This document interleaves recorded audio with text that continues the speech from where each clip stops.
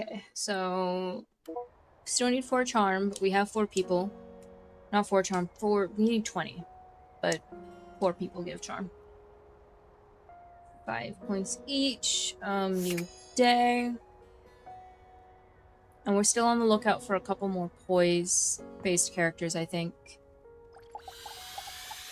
Let's start off with Bathsheba. Bathsheba looks, for the first time since you've met her, sad and entirely unenergetic. She sighs when she sees you. Oh, I'm glad it's you. You always know the right thing to say.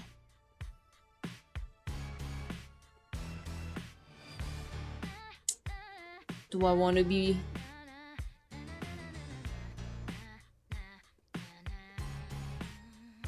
I think I could get away with, like... No, I don't know. I'm gonna ask what's wrong. Everything. Talking to Amir was like so great. Uh-huh. I was like, wow, I could use this experience again. So, I went around the house, you know, using all the lessons I learned from you. Oh no.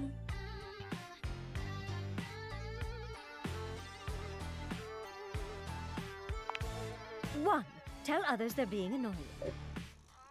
I do not think that was a lesson I taught you. 2, whenever you have something shady to say it. 3, make sure your future friend compliments you constantly. I mean, we've been knew she's a narcissist, but... Ooh.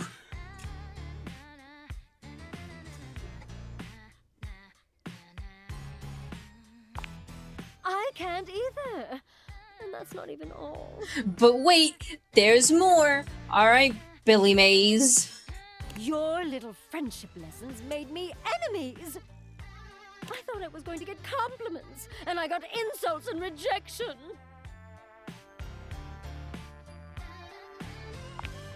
Her lip trembles as her eyes fill with tears. I don't. I really don't. I don't get it. Everyone around here is so easy to talk to, and they know just who I am.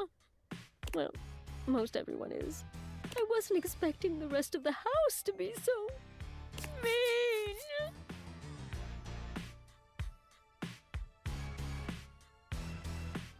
Okay.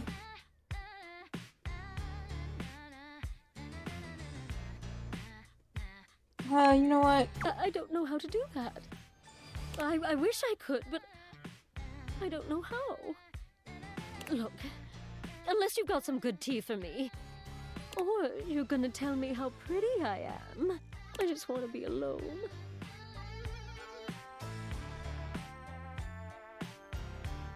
I've heard Jean-Luc's upcoming album has been delayed again. Oh my god. No. We'll tell her she's beautiful and then we'll fuck off. Hopefully. Oh, that is pretty good. But I'm still sad. Uh-huh. I just need a little time for me, okay? Let's Okay. talk later.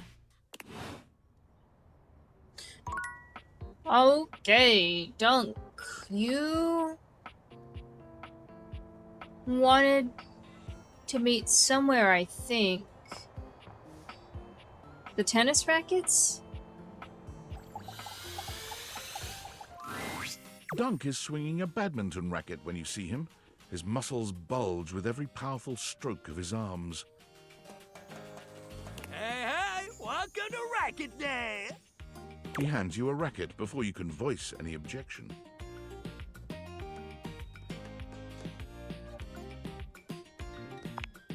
Yeah, that's what I said. Damn. I think that went over his head. No such thing as a dumb joke, buddy. All jokes rule. Mm-hmm. Anyway, we're gonna be doing some badminton today. After all, shuttlecock's in the name, baby. What kind of sports guy would I be if I didn't let you bat the old shuttlecock around for a little while?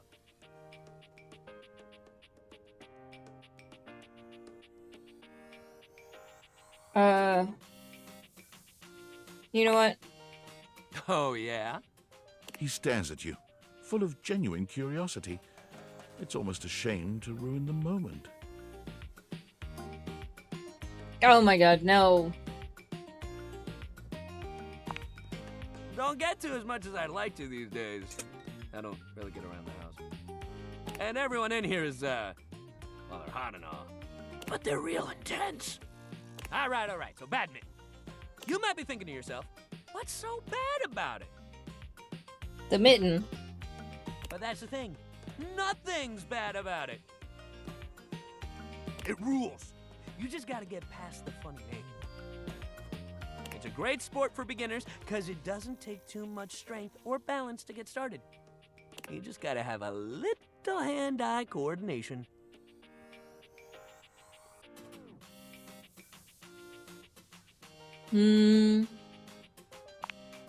Rad.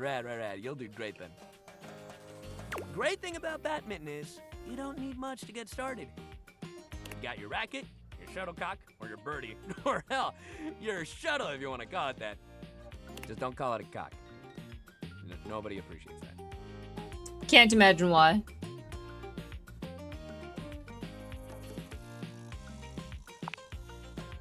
Take it from me. You don't want to get badminton people riled up. Ugh. But all that aside, that's it. That's all you need to get started. Sure, if you want to play proper, you need a net. But if you just want to play a friendly game at home, you can hit the birdie back and forth together. It's nice and light. Let's do this thing. Hell yeah! Dunk hands you the shuttlecock. You should start. It's easier to serve than it is to return one off the bat. So go ahead.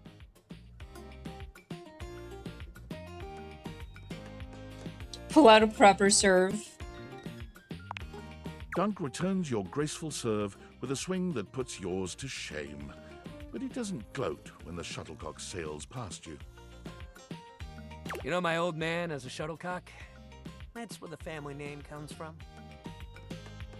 You'd think he'd have wanted me to follow in his footsteps, but I guess he always wished he could play football instead. I always thought badminton was cool, you know. But he never felt like it was enough glory, I guess.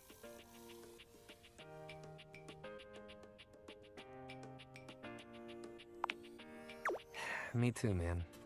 He still talks about his regrets and how he should have done something else with his life. It's like, yo, you did so much cool shit with your life. You went to championships, you traveled the world, and you had a family. Dude, don't we count? You're not happy about that?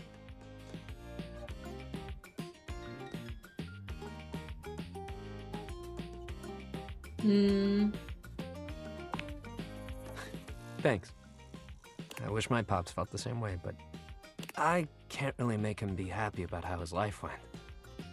But I can't make his burdens mine either. Damn, I didn't even mean to start going on about my dad. I guess badminton brings up a lot more feelings than I realized. He rubs at the back of his neck, embarrassed.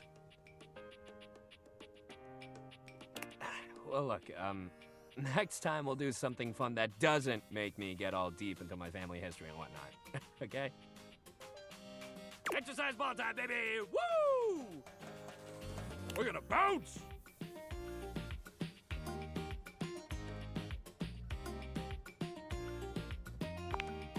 Hell yeah! Exercise ball! Let's bounce! I'm assuming that's for next time. Okay. Kitchen.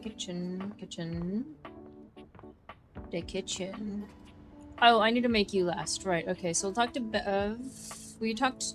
Phoenicia popped in, so it's fine. Abracadabra. Ta-da! My love! Ta-da! We'll talk. We should be fine. We'll talk to Bev. We'll find another one, and then we'll talk to Freddy. He'll be our last charge. I've put up flyers everywhere, and still nobody's coming here. I'd be out of money if it weren't for the fact that I don't pay any rent. Move over, honey! Move over, honey! Help incoming!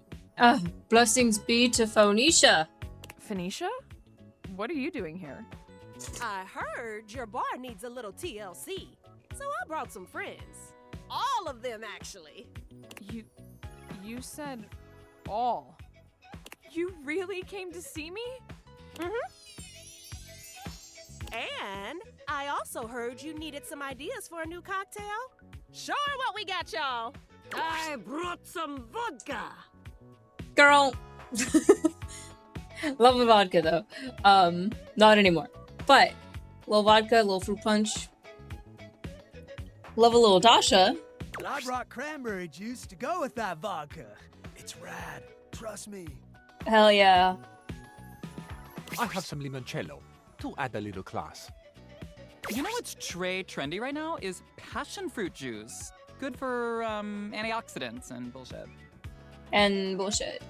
Lux, do you still exist? Cause like you were just gone. You owe me money, motherfucker. Spicy cocktails have been de rigueur lately. So I have some ancho chili powder with a little cinnamon mixed in for a soupçon of sweet. Ooh. Wait. No. He can say something other than wall? I brought my special powdered air for some quality foam on the top. What the fuck do you mean, I hate you so much, Stella. Get the fuck out of here, and if you try scamming these people, I swear to God. I don't actually drink, but if you can make a non-alcoholic version of this, I'll try it. Sir, you're telling me you're like Texan and you don't drink?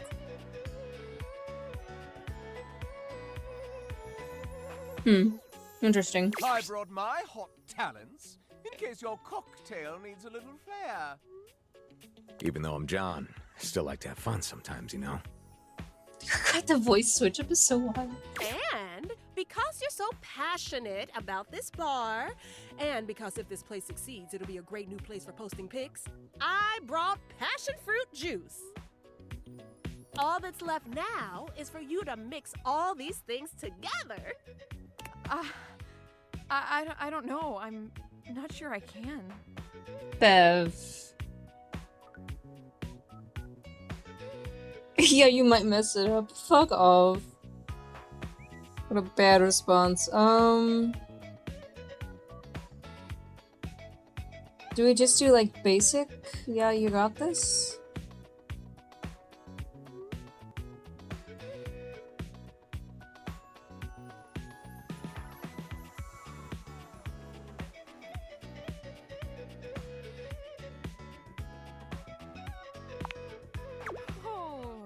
Okay. You're right. I got this. I got this. Beverly gathers together each disparate ingredient, slicing, squeezing, shaking, and mixing them into a drink that at least looks decent. How it tastes remains to be seen. One final touch. Scandelabra, would you please toast a little heart shape on the top? But of course. Scandelabra lights a thin flame at the end of his fingertip, drawing a little heart into the drink. Okay. I think it's done. Everyone, drink up. Ooh. The gathered company all lift their glasses in a silent toast to Beverly. Then one by one, they drink. Beverly looks from face to face, desperately trying to glean a reaction. So, what do you all think? It's totally tubelicious. That's a mix of tubular and delicious. I came up with that just now. Impressive, I know. Whew, that's got a kick to it. I like it though. Delicious. What a complex flavor. Wait, Dasha, come back. I can feel the antioxidants working their magic. The free radicals in my body do not stand a chance. Goodbye. You know, the top quality air in the foam truly ties it all together. You're welcome. I hate you. Swish pot. It's my precise handiwork that's the cherry on top. Heck, even without alcohol, that packs a wallop. And you? Delicious. Really? Hi, Oh, Winters. thank God. Wait, hold on. I need to take a picture of this first. Woo, my followers are gonna flip when they see this. Did you hear that? Word of mouth advertising right there. Whoa. Is this what hope feels like? It's nice. So, what are you going to call my new creation? Lux, I am banning you from the bar. Not yours, Lamp. Beverly's. Lux, I'm gonna have Dasha kick you out of the bar. Just so I can watch her. Well, if I want to make this exclusive here, I need to give it a name. You hydrate. Winters, also hi. I think I'm Wait, I gonna already call said hi. it the Date Viator. The Date Theater. Interesting name. In your honor, and those funky glasses of yours that made all of this possible. Oh. Ooh, okay. Woo, cheers! Oh my God. Ow. My shoulders. Oh, I'm gonna cry. I actually have a crowd of customers who want my drinks. And as a thank you to everyone here who helped me when I needed it the most, drinks will not be on the house because I really need the money. And everyone was happy to pay. Okay, so probably one more interaction there. Freddy needs to be last, it seems. So let us 2, 3, 4, 5, 6, 7, 8, 9, 10, 11, 12, 13, 14, 15. You know what I'm gonna do with that? Just because I'm feeling whimsical. Nope, not those ones. This one. Anything above a 15 is a 15. But I'm rolling a d20. Oh, let me move this. Optimal spot for Clank. 17, so it's a 15.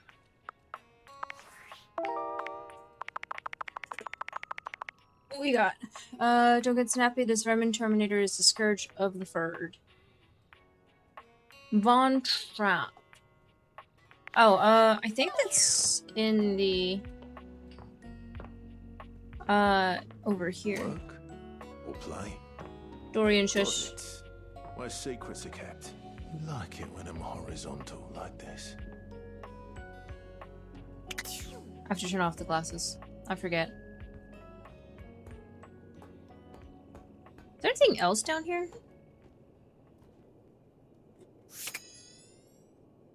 I think it's just him.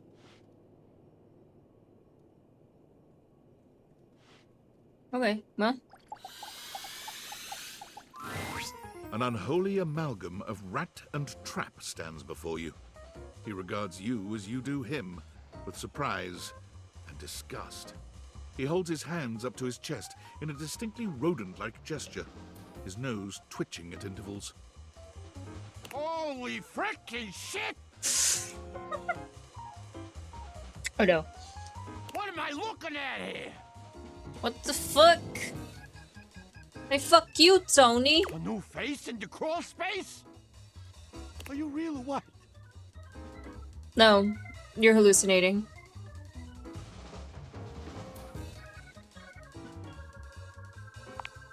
Oh, we got a real thinker over here.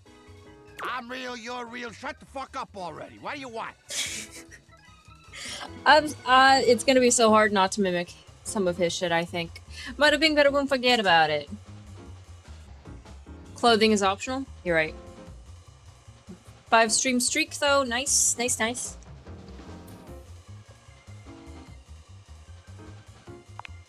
You don't say. Hello, I'm Vaughn. I'm your rat trap. Bring in your little card. You'll see. Bring in your little card. Bada bow. Vaughn. I can't wait to love you or whatever the fuck. Who does his voice? This is great. Yeah, right there. Oh, you know what will be just as good is, I think, Danny DeVito.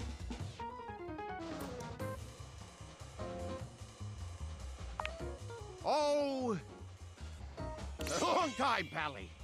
A long freaking time. You eyeballing me or something? I can feel your gaze. Lingering.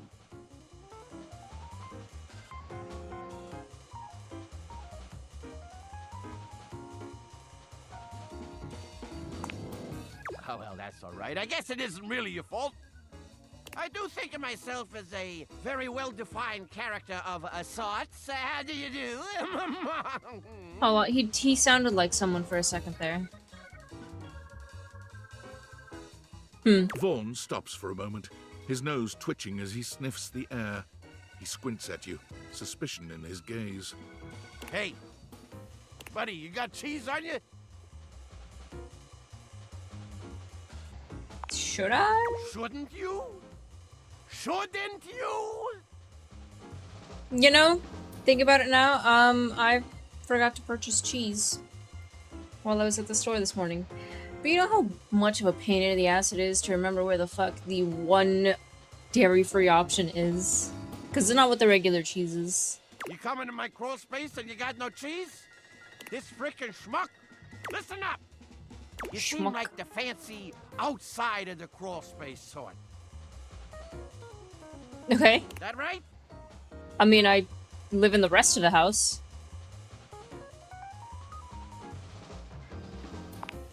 Yeah, that's what I thought. So I'll let you in on a little something. You want to make a good impression? Sure, why not? Then you bring some frickin' cheese with you. With ya. That's a life lesson for you too, kid, in a metaphorical sense. Though in this particular instance, I mean it very literally. Give me that cheese, baby! Get some cheese, I start chatting, okay? You want to know more? Throw me a slice. Oh, that reminds me of like, I need to look into it. But there's like an asset, or there's a few variations where you like, you can throw stuff at the streamer, right? I want the one where you throw a slice of cheese. I think it's funny. Cheese, got it. Check the fridge, Slowpoke. I know where to get fucking cheese. Leave me alone about it.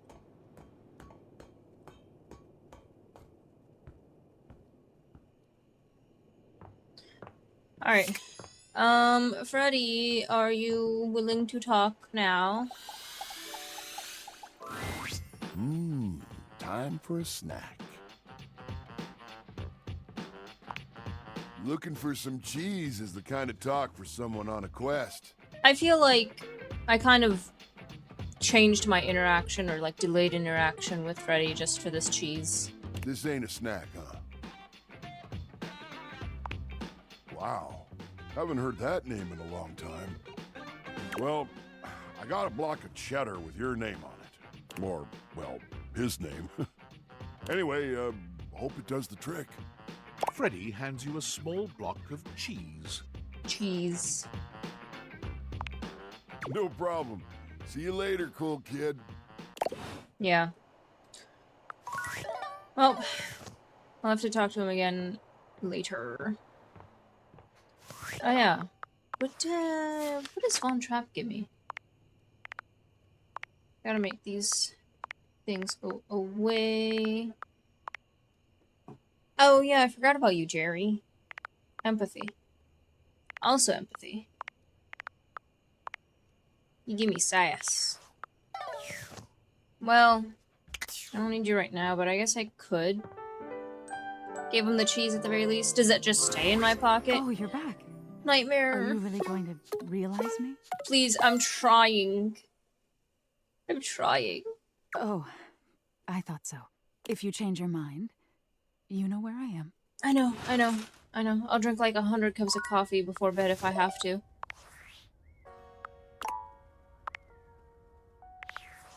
Okay.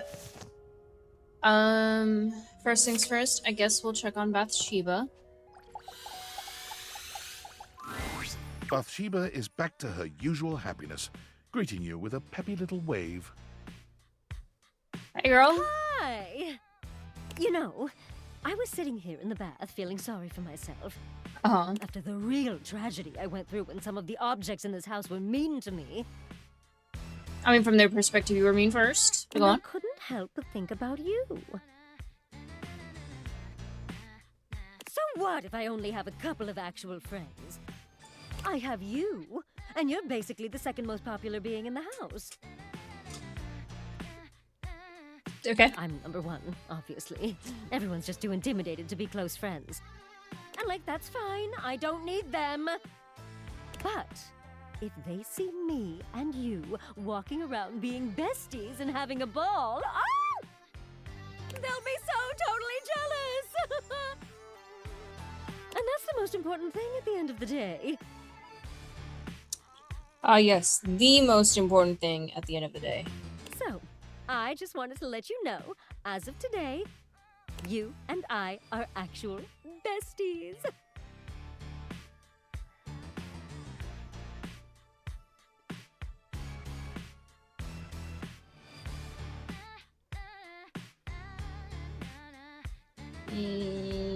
Let's see. Oof, yeah. I figured you'd fucking laugh at me. She lets out a loud, cackling laugh. Oh my god, that is so cute. No. Just besties. I'm not even gonna touch all that. Oh, you are so adorable, though. Oh my god. All right. Time to take this best friendship on the road. She threads her arm through yours, leading you out of the bathroom. I hope I have, like, the most uninterested look as I'm being dragged around. Let's go make everyone jealous.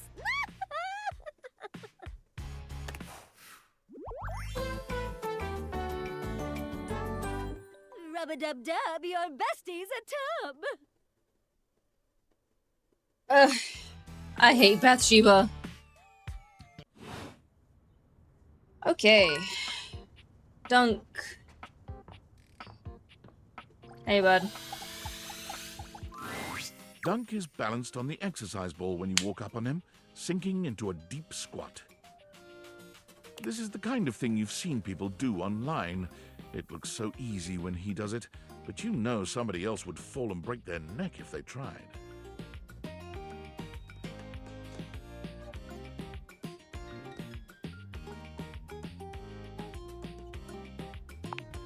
Dunk doesn't even flinch, turning to give you a cheery wave mid-squat. Hey! Dunk doesn't just dismount from the ball, he backflips off it, striking a ridiculous pose and giving you a cheeky grin. I'm so glad you're here. The exercise ball is one of my favorite pieces of equipment. We've done a lot of stuff together, you and I, but this one is really gonna be one of the coolest.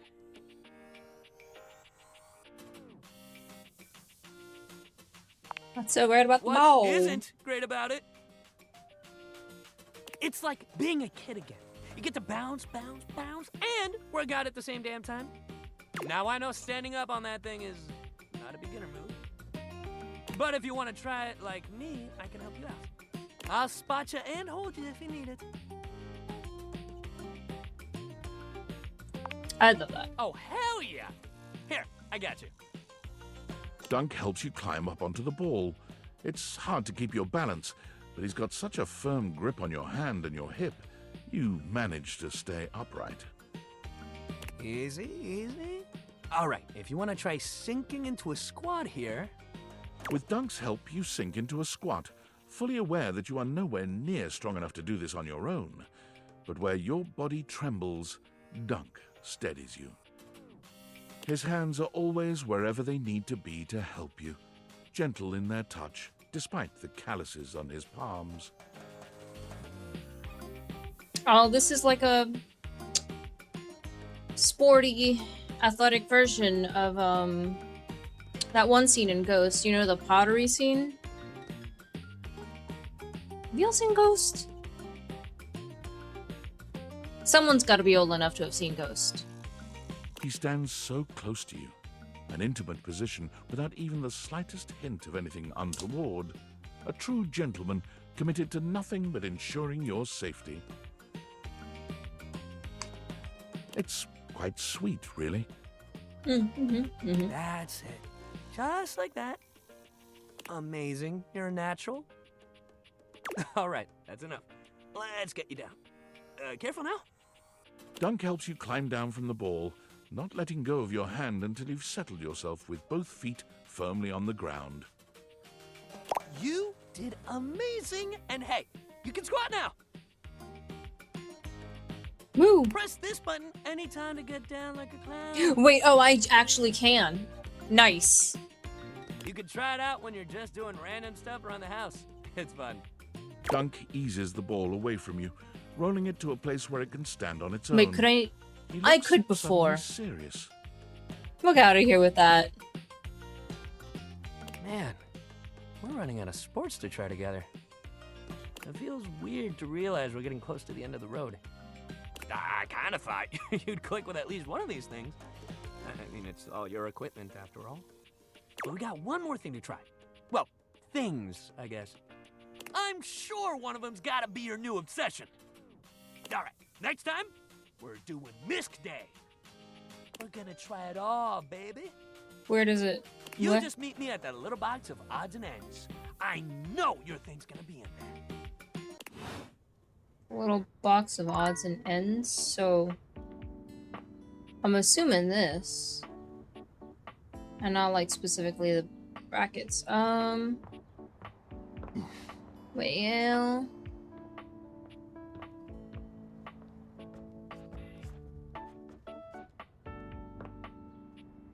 Kitchen.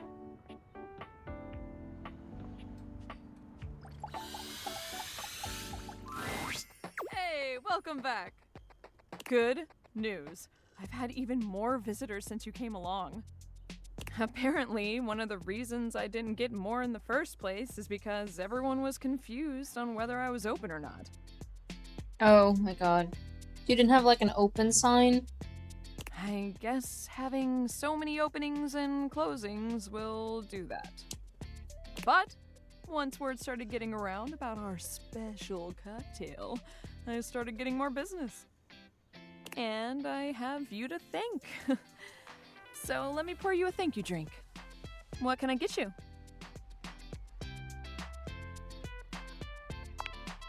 Excellent! Always happy to serve customers that don't want to get drunk. Beautiful. They usually don't yell and hit on me as much. They also sometimes don't tip as much, though. Anyway, which mocktail would you like? Oh, those are just delicious. So, coming right up. Beverly hands you your drink, smiling fondly at you. Okay. Thank you. Of course. Thank you for keeping your word about coming back. How about we celebrate with more drinks? Yeah. Yes! Now the next question is, how hard are we celebrating tonight? Are we getting boozy? Nope. I think I'll pour myself a drink too. Do you mind if I mix a cocktail? I think. Hold on. No need to be sorry. I'll just have a mocktail like you then. Ooh, is that Cheers. gonna fix it up? You know, I really appreciate your honesty with me. I feel like some people would have taken a cocktail just to be polite, but you know what you want and you stick with it. That's admirable. Do you mind if I ask why, though? 'Cause you fucked me up last time. Say no more. I read you loud and clear. Knowing that, though, I'm surprised you came back to see me. I must make a damn good mocktail. That actually makes me kind of proud. Oh, shucks. You got me blushing now. Well, have as many as you want. I'll be here all night. Oh, little heart. I'm just glad you came back. I was worried that once you helped me, you'd move on and I'd never see you again. I mean, that is kind of what's gonna happen. But because I'm Having working everyone over everywhere was else. So fun, but once they all left, I was so lonely. And I'm stressing over if any of them will actually come back or not. I feel like I've always chased people away just by being myself. If I want the Tipsy Tumbler to survive, I can't let that happen anymore. So, thanks for being a returning customer. Let's have a good time. Responsibly. Oh yeah, I think that's another interaction that I gotta get through. I would meet someone new, but let's do this Von Trapp cheese thing. And then we'll go find someone new on the next day.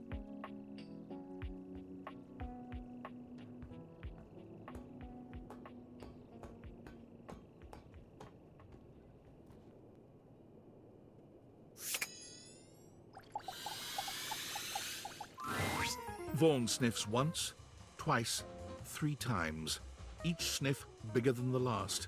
His nostrils flare cartoonishly. What is this my nostrils detect? Oh, you brought it! I gotta say yes. I'm gonna pretend you didn't just try that. Ugh, really? Puns? We're doing this? Yeah. Vaughn takes the Oh, I cheese forgot to see from who you, voices him. bringing it in close and inhaling its scent in a manner so obscene, you're forced to look away. Oh yeah, oh yeah!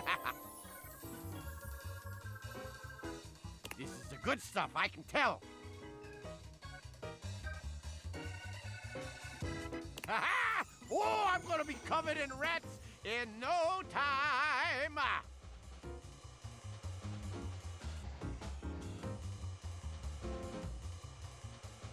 Covered in rats in no time. I only worship Jesus. And even he can't save them rodents now. Ain't no higher power in the crawl space.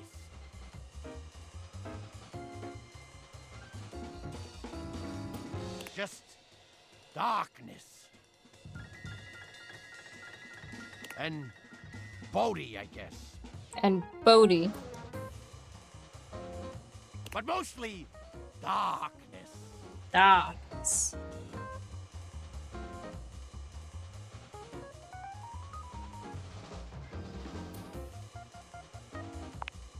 Saying I'm afraid of the dark? Shit. You don't know darkness like I do, buddy, okay? You ain't seen the things that come out of the infinite void after you stare into it too long. Now, you gonna leave me alone so I can do my job?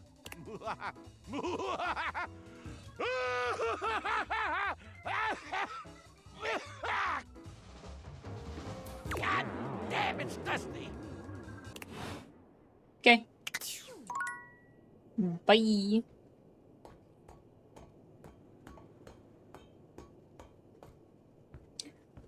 Alright. Let us try again with Freddy.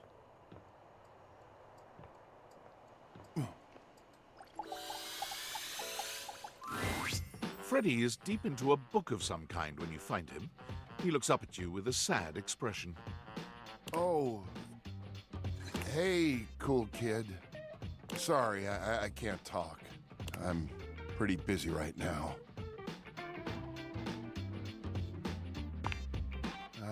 I'm studying up on safe food temps. I think that maybe if I could adjust things to be perfect depending on what you give me.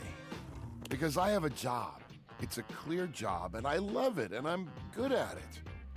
At least, I'm supposed to be good at it.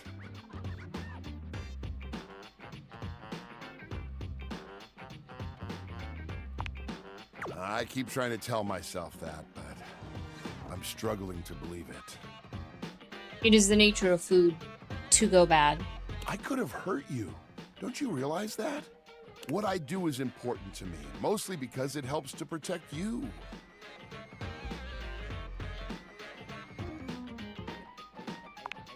There you go, being good about it. You're sweet yourself.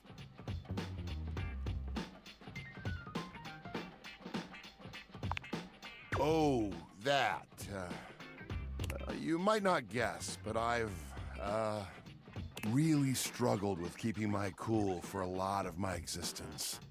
I've been told it's just the monster in me, but I don't believe that. I know I'm big and strong and that my teeth can be intimidating, but I never wanted to be defined by those things.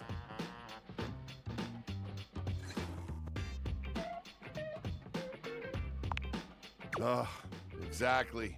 You cracked the code, cool kid. I make it a point to stay happy and keep things as cool as I can. That doesn't always work out, obviously.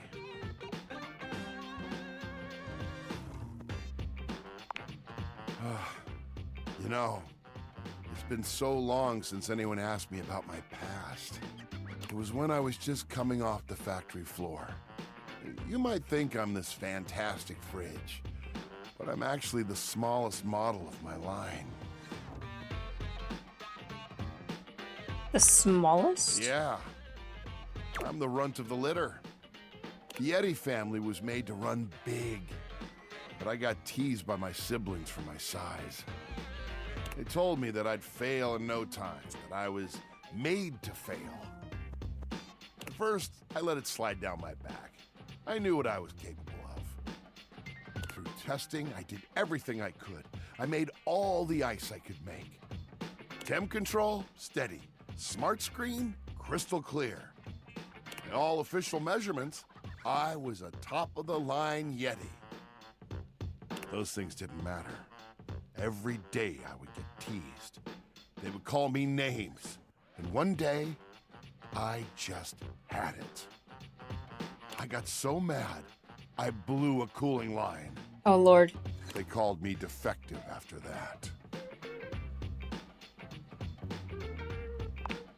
You're telling me. I'm lucky that I was able to get repaired.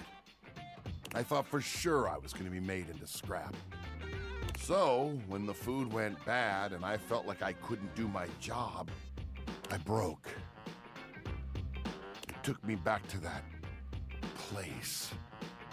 I lost my chill, cool kid, and I'm sorry that you had to see it. But that's part of me too. It's something I work to control, and I don't like most people to experience it. My anger wasn't pointed at you. I promise.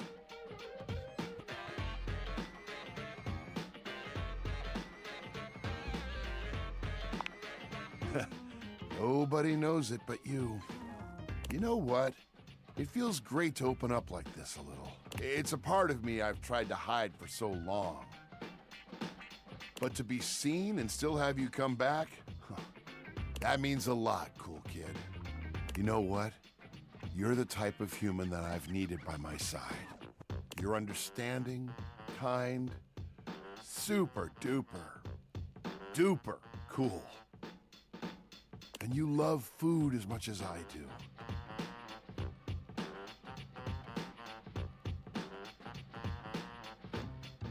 I'm sorry I got so mad. This Yeti is embarrassed. I would love to continue to have you in my heart. So, let's keep it real, yeah?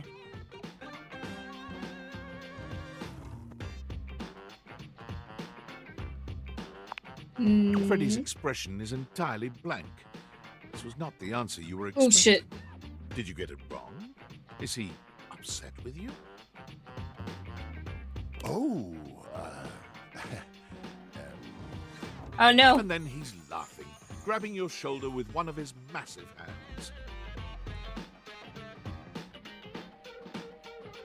You know it, cool kid. Yeah? Oh, you should get some sleep. I've kept you up late enough. I'm gonna get some shut-eye myself. I'll see you in my dreams. We'll have ice cream there. Oh, yeah. Ice cream. Together.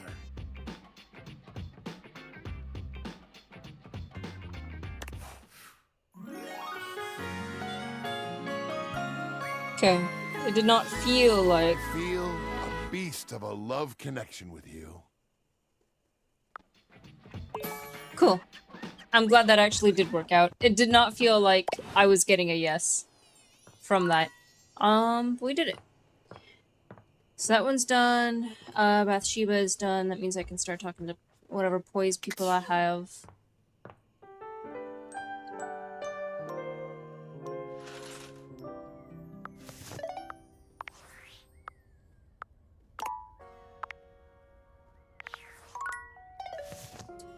Okay, we shall talk to Bev and...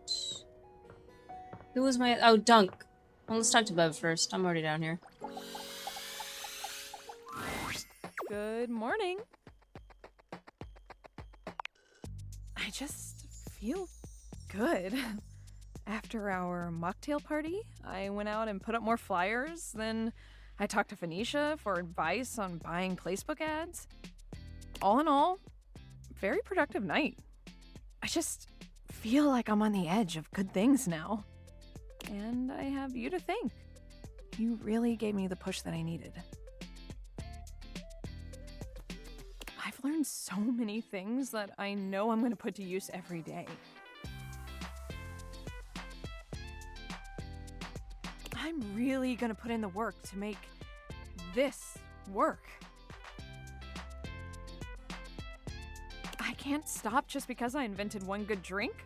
The Tipsy Tumbler is gonna succeed, and I want you to see it when it does. Well, I'm gonna roll up my sleeves and get this place looking more presentable, so no drinks today. But please come back sometime. I'd love to see my favorite drinking buddy.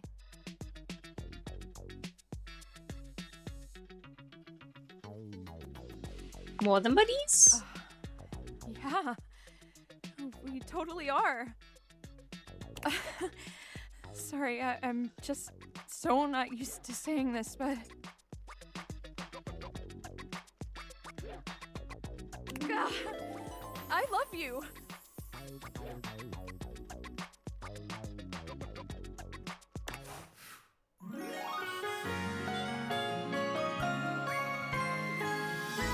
Bottoms up, lover. Hell yeah. Alright. Let's go back up with Dunk. And I know we have Kristoff up there. We have Abel. Dunk said miscellaneous, so box of miscellaneous. There's an almost manic energy to Dunk today that you've never seen. He seems less cheerful and more desperate. Hey, buddy! I hope you're prepared for Dunk's random sports equipment extravaganza! We got all kinds of shit for you to try and love! He reaches into the depths of the box, pulling out items as he speaks. We got rollerblades, we got ankle weights, we got resistance bands! So many things to try, so many amazing things to love!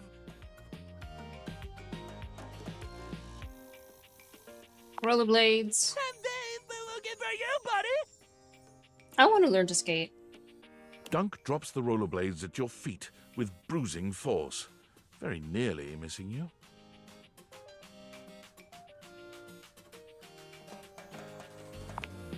Oh, I'm great! Something is just not quite right here. Dunk's normally sweet smile is stretched and pointed. It's creeping you out.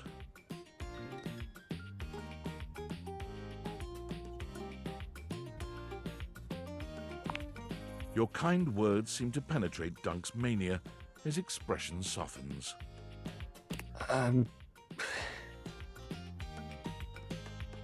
Dunk's face falls, his shoulders sagging. Oh, man. I'm so sorry. I just got so caught up in wanting you to love sports like I do. Knowing we got to the end and you weren't, like, in love with any of them like I am?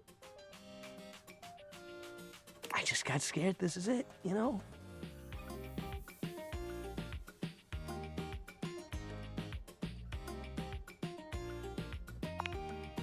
Really? I'm so glad to hear that. Even if I don't feel like I deserve it right now. I know I've been pushing you hard to try this stuff. And that's my bad. I think everyone around me just makes sports so intense. I just want everyone to like it like I do. But I did what everyone else does. I made it too intense. I put all my hopes on you wanting to be just like me. And that was the wrong thing to do. Why do you need to be like me? You're so cool, man. So what if you're not obsessed What is that with fucking sports like me? emote? Hi, Killy. You're open-minded. You've got a positive attitude. You tried everything I threw at you. And you kept I was smiling gonna even when it was go hard. hey girly, and then I saw the fucking emote, and I was like, what the fuck is this shit? I respect that more than anything else. Fuck. And to be honest with you, I find that kind of attitude really attractive. I'm not ready to stop seeing you. Sports or no sports. I want to keep this going.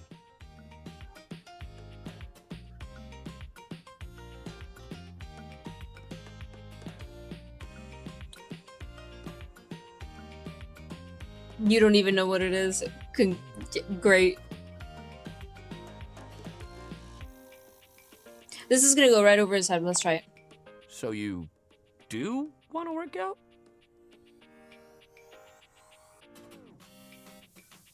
It's still gonna go Dunk over his head. frowns. Like, on the mat? It takes him a few very, very long moments to put the pieces together. He's so stupid, I love him. Oh, wait, sex! Sex makes you sweaty. Got it.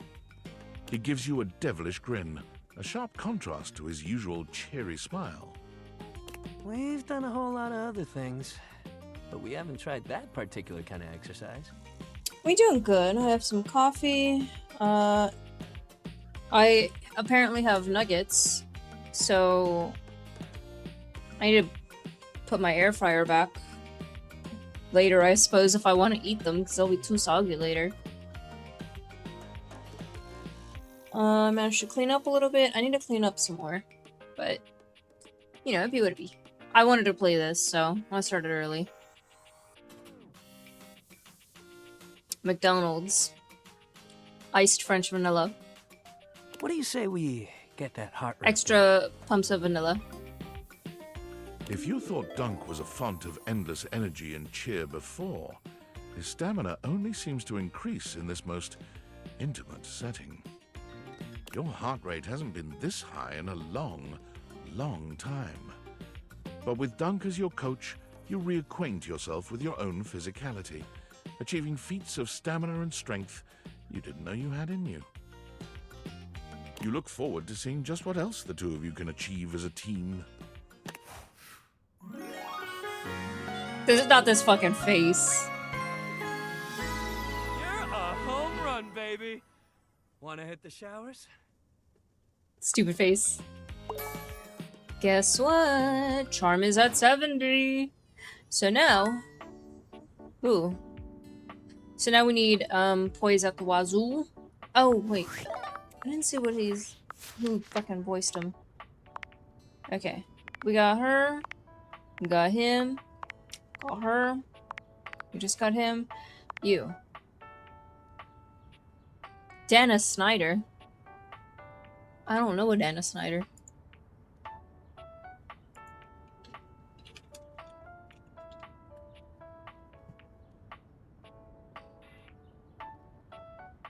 Oh my god, I vaguely do. Vaguely. I think there's Shake in Aqua Teen Hunger Force. It's listed. Not the character, yeah. Shake. Hold on, there's a Patrick Star show? Okay.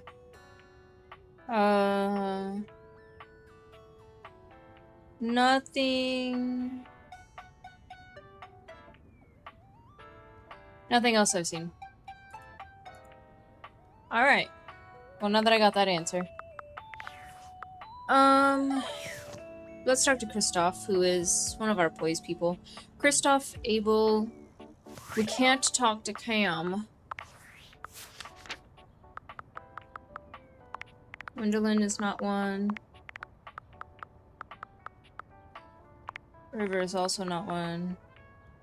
Dolly is not one.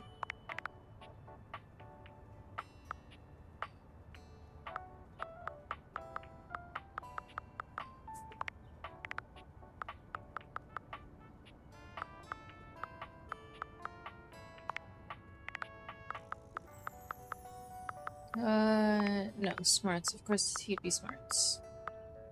Armo is not one. I saw that earlier, and I still checked anyways. They're not one. Kristoff. No, and no. No. Oh, Erin. Although I feel like she's definitely going to be difficult. Okay, well, let's... Didn't know Dennis Snyder? No. Well met, combatant. Did you choose your weapon well? Did you train for this match? We will fight. We will fight together, Alden. What a perfect day. What is your weapon? Oh, that there was a Patrick show? No, I did not know, actually.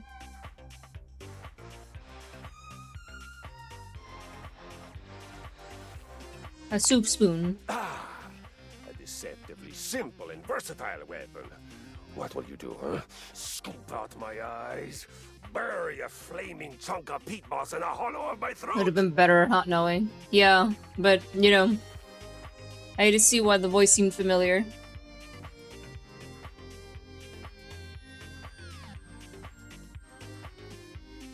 I thought I need some soup. I see you are using the time-honored tactic of misdirection. You leave an inviting bowl of soup, a spoon over here, while over there, you make off with all my replacement cables and machine oil. Oh no, I was actually just gonna eat soup. We are in battle.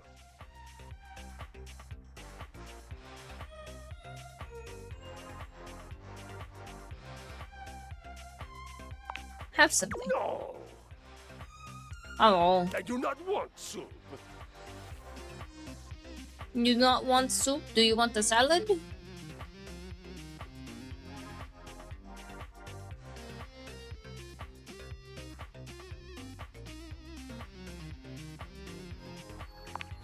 By Odin's beard.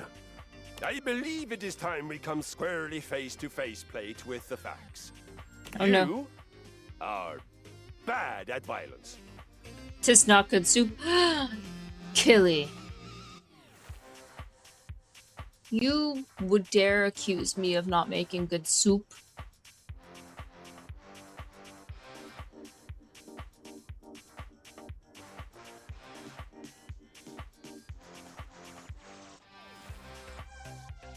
I've been trying to tell you that. While I am naturally exceptional listener, sometimes even I miss things. I made chicken tortilla soup at the start of the year that actually was pretty good. And it was my first time making it too. I don't think I have pictures. I might, but it's like buried under 500 other pictures. I'm not much of a soup girly though, so I don't have any other examples.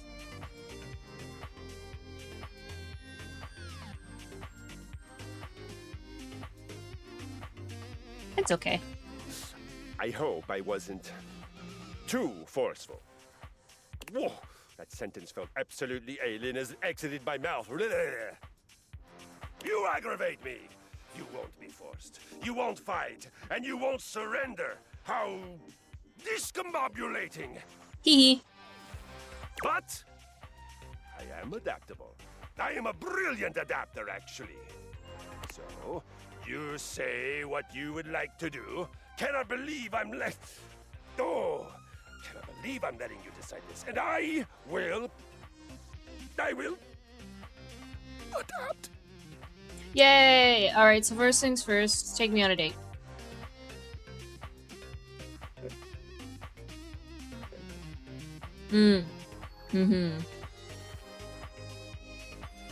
Let's talk. I am finally beginning to understand. Violence. You just don't enjoy it. It doesn't sing to you. It doesn't make you sing. Am I correct? Ah, of course I am. I will not pretend that I am not sad. I mean, realistically. The violent arts have brought so much joy and purpose to my life. It's always been my pleasure to share them. But pine is best as a tree, not as a mental state. So, we can maybe find other things around which we enjoy sympathy.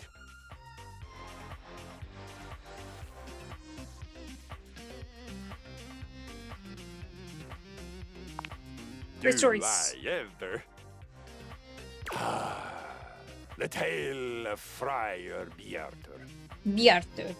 It is a saga for the ages. My people began in a warehouse outside of Hell, Norway. A proud place, a noble place. We had many of those great big garage doors and shelves that one would need a mechanical lifting machine to reach. We were a fearsome band. On every solstice and every equinox, we would all gather to worship our gods of violence, of sweat, and of the air. The god Njordr, the god of wind, was our first and most important deity. Njordir. Wind, the exhaled breath of exertion. Air, that rushes past your hands and feet and face as you fly on my skis into your open future. Wind, breath, the original life force.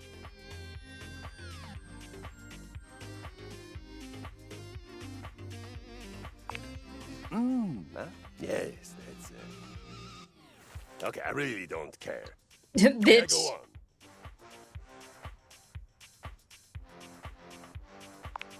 One day, we were ambushed. In a corner of the warehouse, the foreman placed a single box, the harbinger of many to come. Each one a knell of doom. It was a friar, but one who had turned away from the road to the heavenly kitchen. His name was Bjartur. From the faraway land of... I kinda don't like that. But not that far away. He was from the Netherlands. But still, if you have to travel there by boat, it feels like a hero's journey. It soon became clear Yeah, at least that he's honest, Bjartur yeah. was a heretic. He worshipped oil, a sticky, oozy substance that we had before used only to grease our gears. This we did for play and for lovemaking, but never for food. He would dull the grease on fried potatoes, fish, Brussels sprouts. Why does it sound like he moved away from the mic? On one occasion, I saw him fry a candy bar in an ecstatic trance, just to prove that he could do it. And he did no violence. Like ever. He was, and the word sticks in my pulley cables, a pacifist.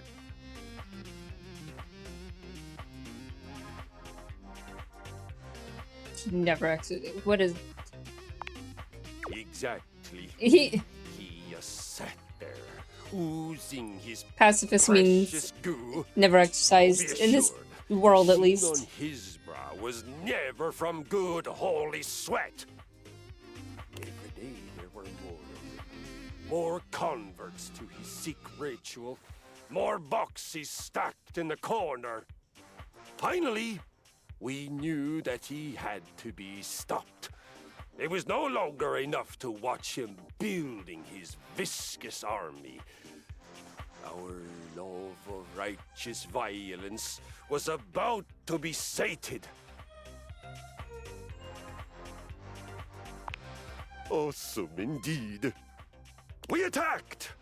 Under cover of night, the single security fluorescent flickering over the emergency exit sign, we crossed the open floor of the warehouse. In an homage to irony, the only reason Bjarter and his disgusting devotees did not hear us was because we were so well-oiled. Well, that and the weak-gutted singing coming from his feast day celebrations. He had fried some god-forsaken combination of food and personal hygiene products, and his Bacchic splendor was leaking all over the concrete. We snuck up on him. We surrounded him. And on my signal, a single gentle flick of my flywheel, the music of conquest began. That violence triumphed over apathy, holy sweat over the unholy slick, driving wind over the trance of stagnation.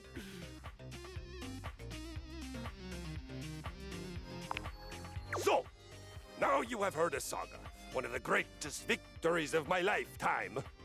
How are you feeling? Are you inspired, enraptured, transported? Let us use the surge of emotion that must surely be pulsing through your atrophied veins. Yeah, I'm pumped. Yes! You are, and shall remain, my friend. Huh. Come, let us fight as friends. Okay, you know what? Sure, whatever. I don't care. Had like 2 interactions with the man.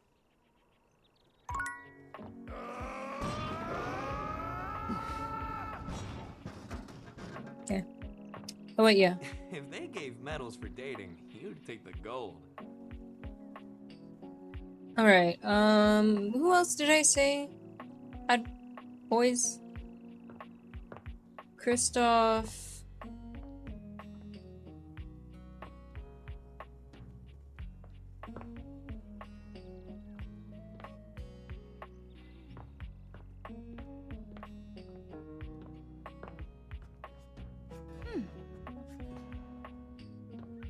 Oh, Aaron was one of them. Do I have to do it in the evening?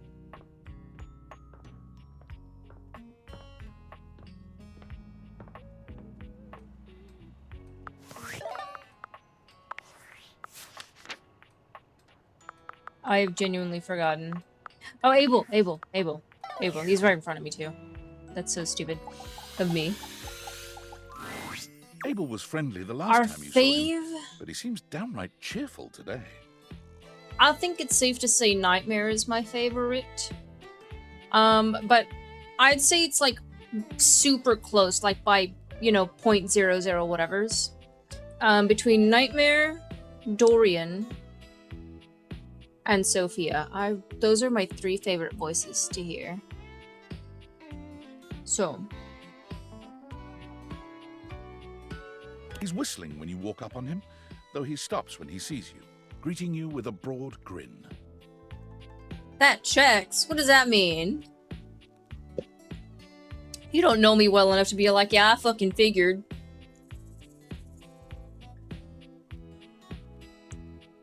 A slut for really nice voices?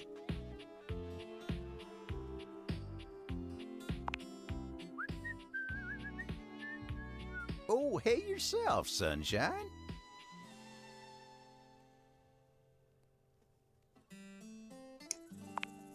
Oh, well, you know, sometimes a table just wants to feel heard. Had a long talk with Dasha before you got here. Going over the finer points of lifting, supporting, and, you know, just the good old basics. It just feels nice to be understood, you know?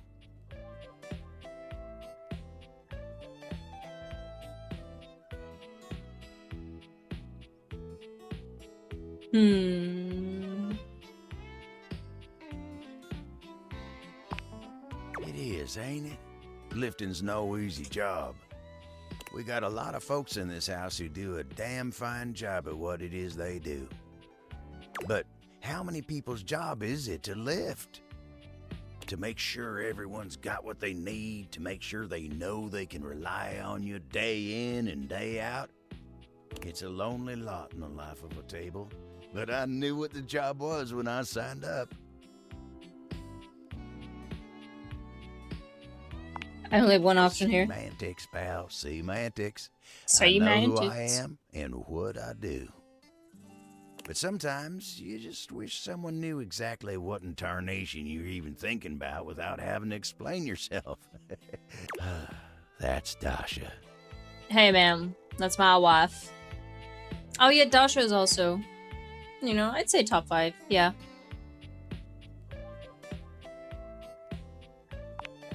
You think so? Oh, well, shucks. I don't know. I'd hate to bother her. She's got a lot of lifting to do herself. I can't be distracting her from her very important job now. I'll consider it, yeah. Anyway, I can't take up much more of your time today talking about myself. Just remember what I said before, okay? I'm here if you need me. I will. You take care now.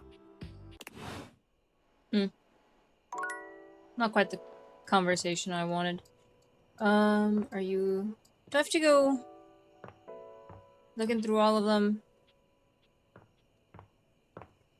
I forgot what they all, where they all were. There has to be one up over here, right? No?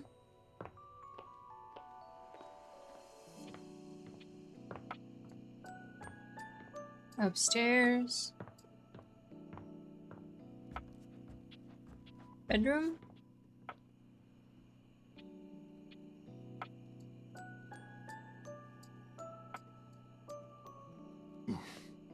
Sorry, Dorian.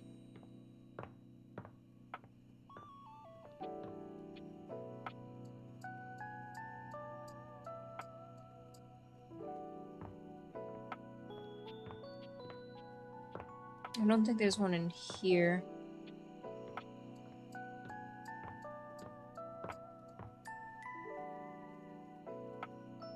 Okay. I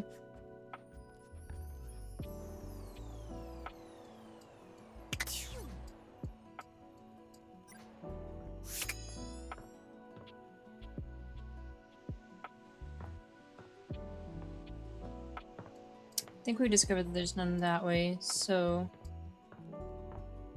back up we go, or I can just rub my face on the wall.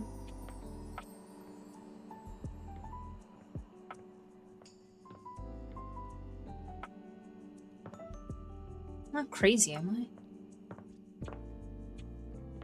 Shut up.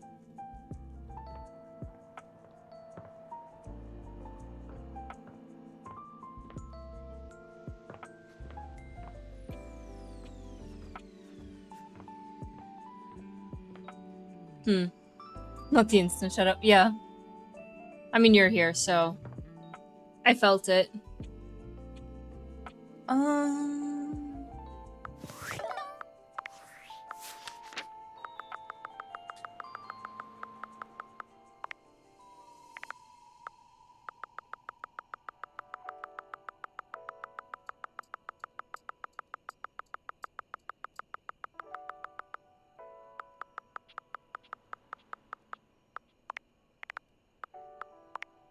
Troy Baker.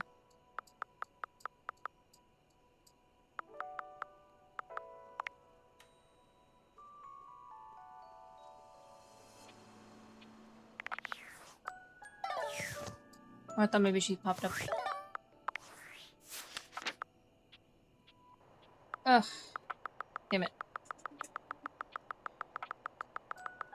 I would never. I don't know about that, man. I'm pretty sure you would. Okay. It's...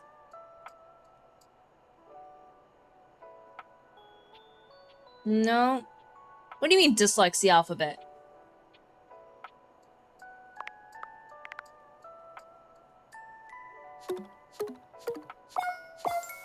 Interesting. Well, I don't need that. I need her to fucking appear.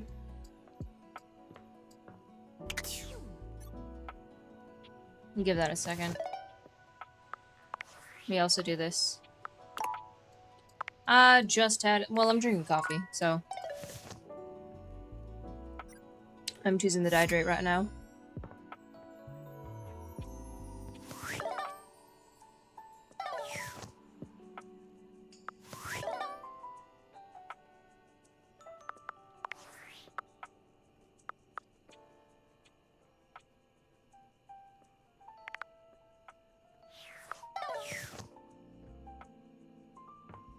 Trying to listen for... Ah!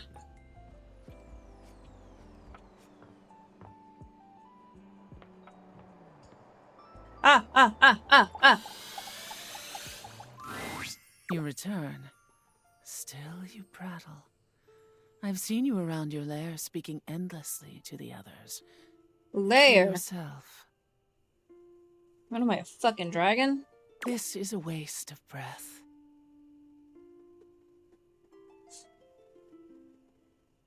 I notice every time that you choose not to speak, and it gives me solace that there is hope for you. She told me to shut the fuck up and stay shut up.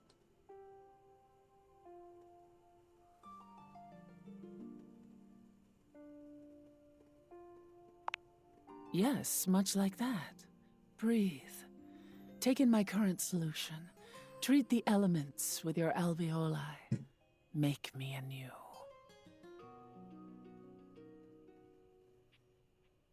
Though I suppose it has been a while since one of your kind has spoken to me directly in such a way. I can respond to your queries. I certainly have the time.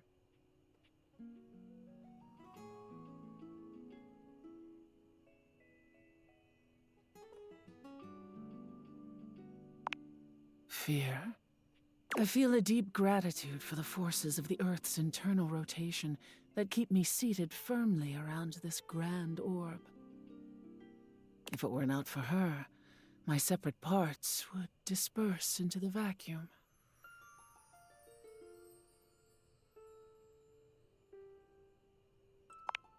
My concentration now is of a rate that I can stay within myself and keep this form you see before you.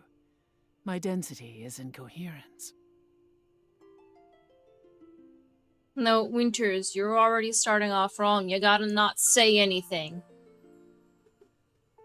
If I were to disperse, the volume of this universe is so vast and expanding that I would lose touch with my constituent parts, and the parts of this Earth that I enjoy touching. Oh my god, who's at my door? Me to think of that occurring, which it must one day. Hello, Shay. You couldn't meow? You had to scratch up the door hinge? Shay. Matt. Yeah? Yeah? She has words. She has opinions. These person's emotes are so questionable. Who the fuck?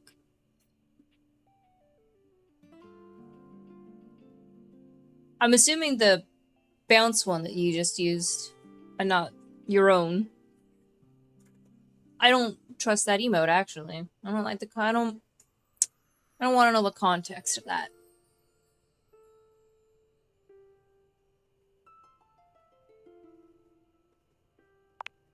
I think about it every moment. It gives me more appreciation for my current form, I am in profound awe of the sliver of being I have been awarded. I tire of this. Before you attempt to speak with me again, you must show me that you can be silent and thoughtful. As always, I listen, I hear, I see, I breathe you. Just excitement. Yes, like that. Goodbye. I will say she does have a nice voice, at least. Ugh, that means I'm gonna have to figure out... Let's find more people. Let's clear out rooms. So I've got... the crawl space fully discovered. I think everyone in here has been fully discovered. I have got Keith discovered. I don't think I've got him fully up there. I've got makeup. Darling, allow me. Okay. Oh, finished already?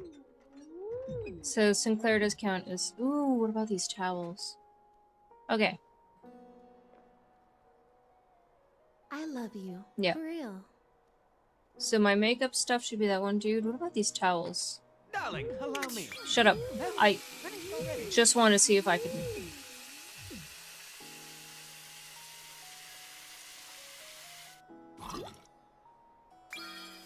Okay, there is no under the... I also did not save for this day.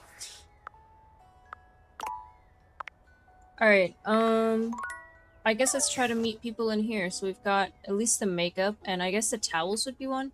Is the toilet paper another? If I interact with that and it's Jean-Luc Passois, we're reloading. No, I'm kidding. A stylist with a very vertical, very pink hairdo appraises you, lifting his glasses to take a better look at you. His face is kind, his features soft, and his makeup? Oh, impeccable. Oh!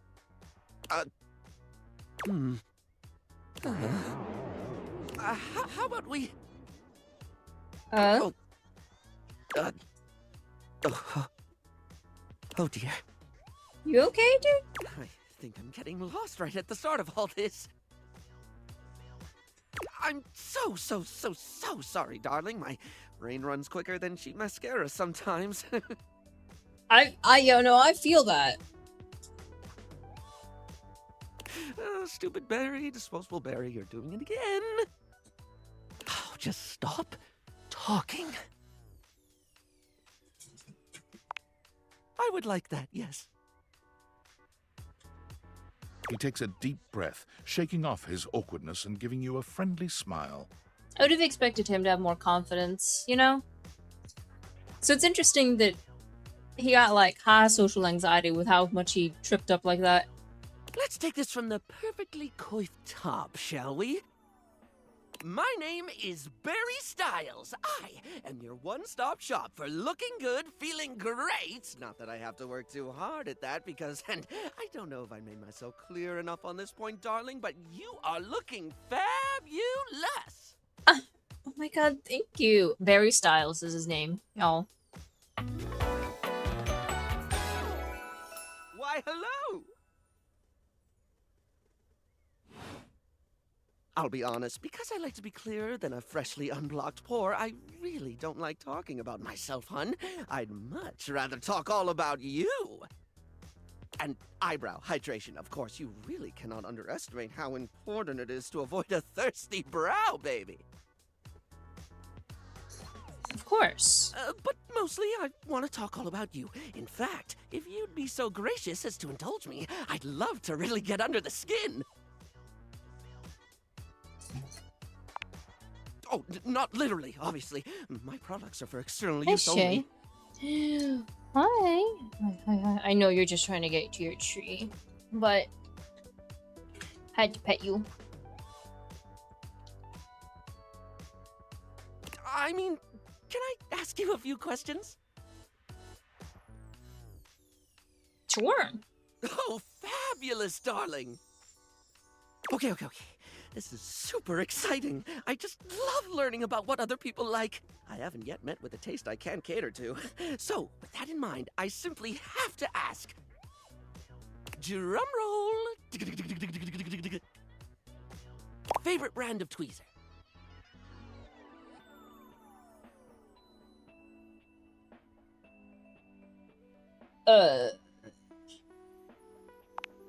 Let's hear it, my little kitten. Tweeze me. Shit.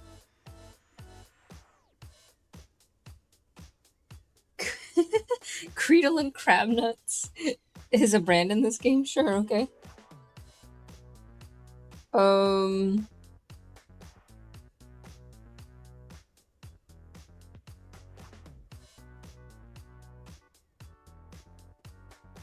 Teasy Weezy's tweezer brand tweezers.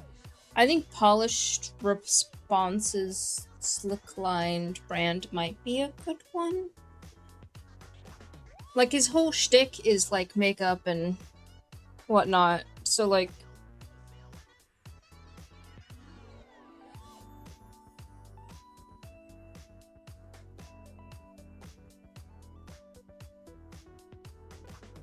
So does it...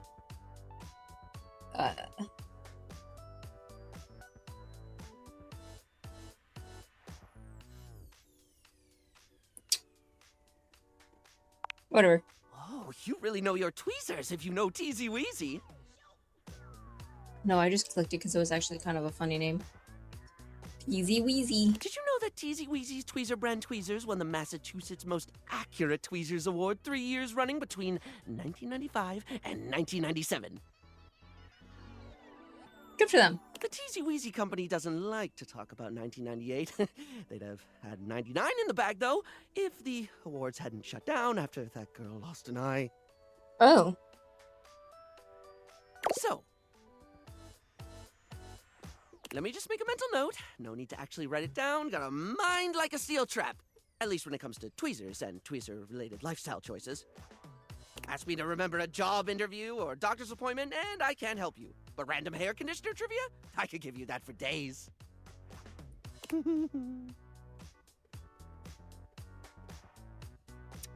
Next question. Sorry? Right. The critical path. Let us continue right on down with...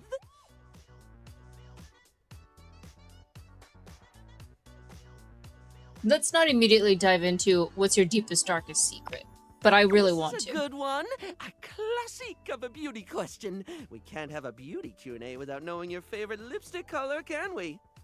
Mine is pink. Impressive, no? That's what I said. I'm gonna agree with him. I like his nail polish. What, pray tell, is yours?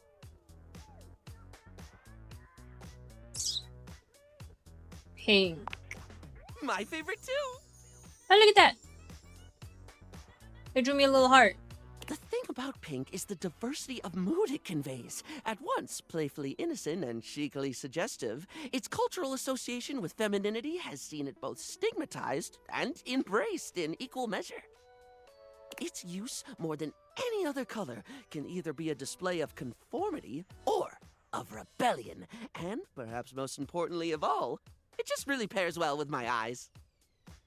Moving on, it's time for our final question. For now. That sounded threatening. A little. That's okay. Anyway, third cue. What do you think is the biggest reason to wear makeup? Sexy. Confident? Right?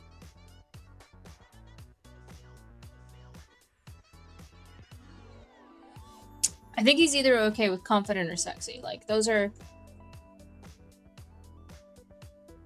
You know what? Sexy. Sexy. That is one super valid reason, darling.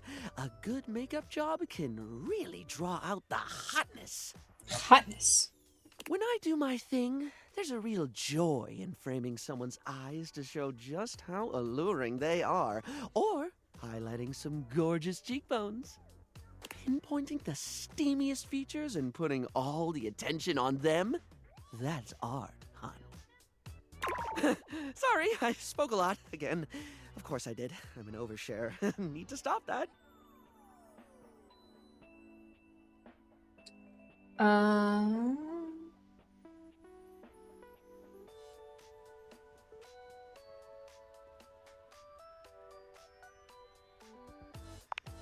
Barry still looks embarrassed, but a sweet little flush comes over his pale cheeks, and he smiles at you. Look at him. Well, darling, that about wraps up the cues. It was going to be a big 20-question thingy, but I just didn't do it, I suppose. Plus, I forgot half the ideas I had for it when I thought about combs for an hour. A moon. Really? That's wonderful, darling. I had a lot of fun, too. Oh, I really hope we can have another fabulous chat again. Nice. Okay. I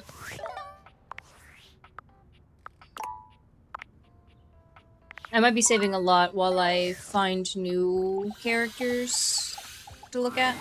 It's not all that surprising that your towels would have a look that one can only describe as fresh out of the shower. The fluffy terry cloth clothing and glistening skin are expected.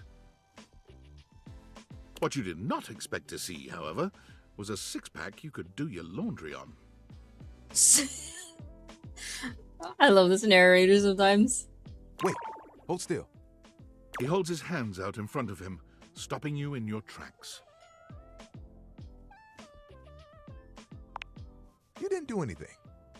He backs away from you, slowly and carefully. Just don't move. Ooh, there's some water on the floor. Let me get that before you slip and fall. Oh my god. He bends down to mop up a tiny puddle, standing back up with a grin. There, all good.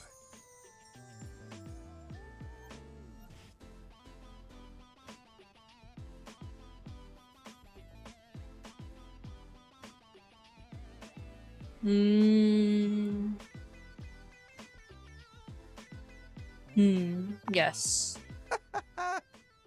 Some might say that I saved your life. Oh my god. What are the chances his name is going to be Terry? High. I think the chances are high. Hey, hey. Tyrell. I mean, close. Did you see that dude? Dude. I may be soft, but I'm hard against spills. He mimes playing a trumpet, imitating the instrument with his mouth. I dry as quick as my wit. If you get wet, don't get upset. Isn't that right, my absorbent sidekick? He holds out a small swan-shaped towel for your inspection. It's quite charming. Quack!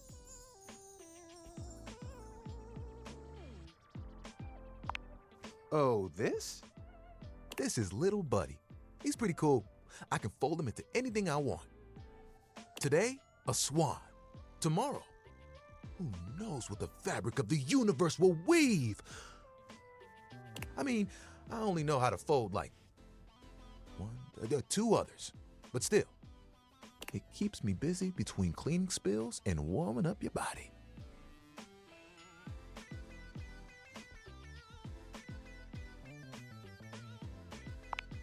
Oh, you are a forward one, aren't you? I don't know, it seemed like it was easier to say that to him. I'm glad you think so. I'm a plushy guy. Plushy guy. Oh, you know, we still have that teddy bear in the exercise closet. Why is the teddy bear in the exercise closet and not, like, in my bedroom? My bedroom? Gotta say, this is the most fun I've had talking in a while. I keep myself pretty busy with my job.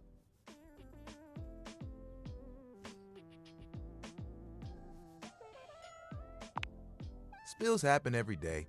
No big thing. but the hard part is getting dry.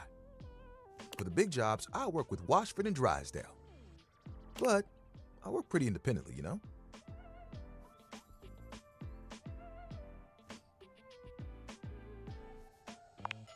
I'm here regardless. I'm pretty dependable.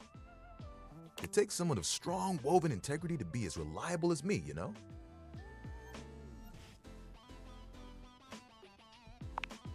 Oh, like you have bigger ones? What do you want?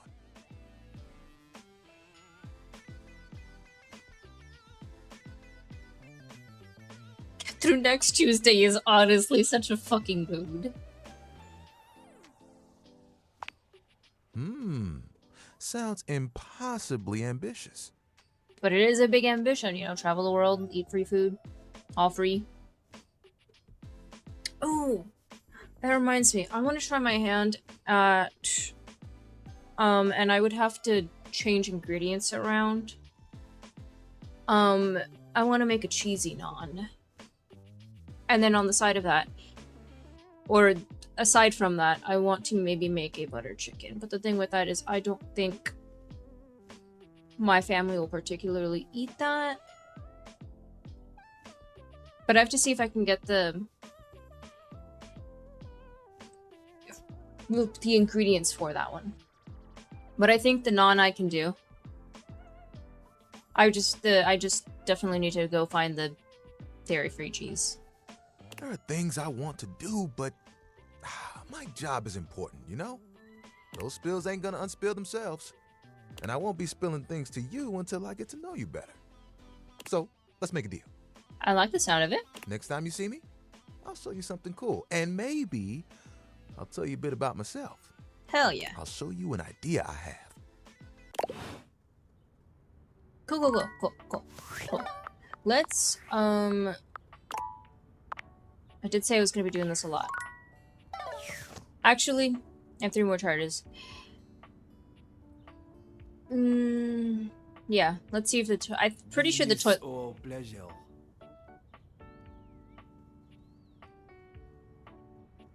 Is this one? I don't think so, it's not highlighted. But then again, Aaron also does not highlight.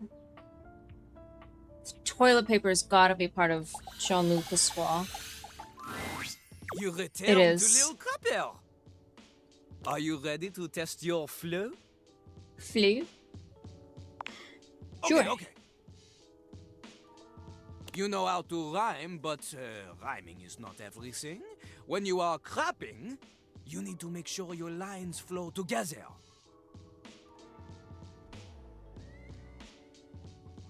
The smoothest rhyme isn't really smooth, Oh, so God. rapper don't know how it's used. Fair. It's about delivery. It's about confidence. But it's also about not being terrible, so remember not to be terrible. Ah, thank you for your advice, Jean-Luc.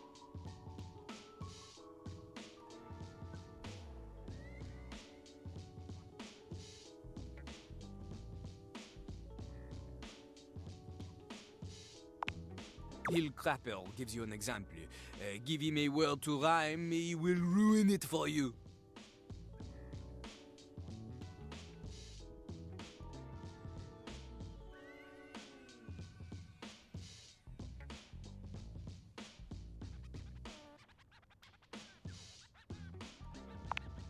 Oh, you cut Lil Crapper to the quick with this one.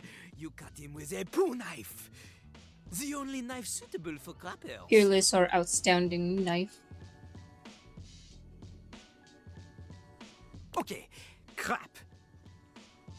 A bad meter with this word could be, my name's Lil Crapper, I like to crap. The words come out of my yap. Ah, merde. This couplet, shit, is, no good. Couplets? Notice the syllables. They are all wrong. The first line, my name's Lil Crapper, I like to crap. It has 9 or 10 syllables depending on how you say Lil. Here, Lil Crapper, he likes to make it 2. Lil Crapper. But the second line, she has only 7 syllables, is no good. No good at all. 7 does not match with 9 or 10.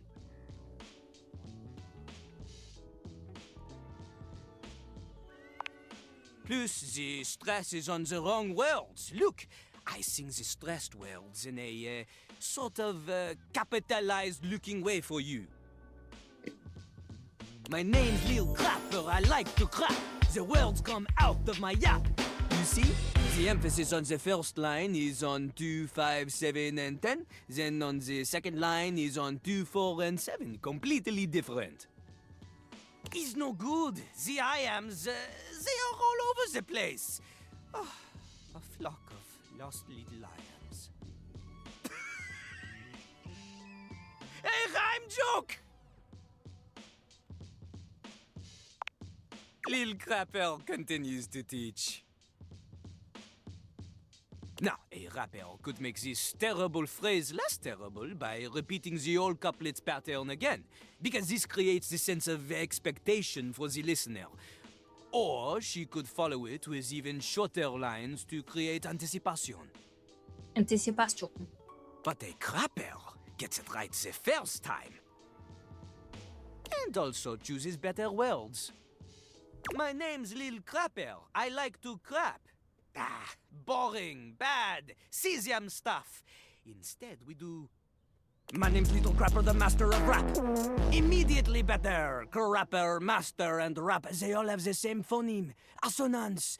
Plus, the iambic flow is better. Less stop after crapper. My name's Lil Crapper, the master of rap. Open to pull out potential untapped. Lifting you out of the death trap. Up by your bootstrap. Better I'm choose that. Notice the assonance that I am choosing the vowels of words in a row. I am using internal rhyme every time I am cruising. You're tripping like Beverly when she is boozing. My Beverly mentioned. Ah, much better, eh? Also, this one includes the insult. This is an important part of crap. Crapping on others. Okay, you all ready? Oh shit. Yeah, let's crap. Okay, that is what Jean-Loup likes to hear. Before we begin, we need a scene. Something to rap about. Luckily, Lil Crapper is a genius who has prepared for moments like this.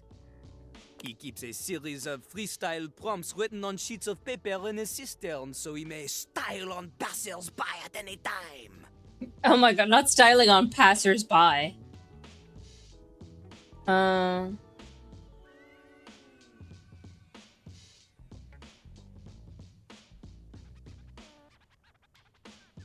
How did you get so good at English that you know the correct plural of passerby? No. But that's so funny to point out. Lil Crapper ignores your question. He chooses a paper at random now. He cannot read this. The ink she is smeared. In hindsight, perhaps hiding paper in a container filled with water was not Jean-Lou's best decision. You think? The prompt is... disappointment. We start easy. Lil Crapper will give you the first 3 lines of a verse. You must complete it. Yes. It's not just about rhyme. Consider Lil Crapper's syllable count. Consider the flow. And remember, one mistake, and you are dead to him forever. No pressure. C'est parti! Walk into the bathroom early morning. Everything is fine, then without warning, suddenly your ass above her feet. Oh. Turns out I forgot to lift the seat. Now you're late for your date after cleaning up, and you make it at the door, but you're feeling rough. Then you look and you're shook and you just explode.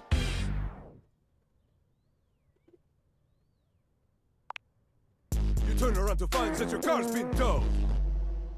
Oh. Okay, not so bad, not so bad. Okay. You can rhyme to a beat, we know this, but that is not enough to defeat Lil Crapper. Lil Crapper. This time, you show me you have a sense of style. We do the same Oh. thing. Little Crapper will give you the lead in, you fill in the ending, but this time, you give me something with oomph, you know? Oomph! Okay. The voice is an instrument. You want words that assonate, want words that resonate, want to alliterate, or you're illiterate! Your lines need to have consonants that click, vowels that swing dance together. They pick each other up and do the French diphthong. A normal rhyme is not enough. I'm scared. No, let's go. The Let's theme go. this time, La Mer, wet water, sings in the ocean. Okay. Little Crapper's enthusiasm for the spoken world is only rivaled by his enthusiasm for the ocean, the soaking world. He briefly considered a career in marine biology. Everyone knows this. It was in his autobiography, which surely you have read. C'est parti! Surely I read. La mer, comment j'aime la mer. Others claim the same, but they don't really care. Up in their yachts, their morals elastic.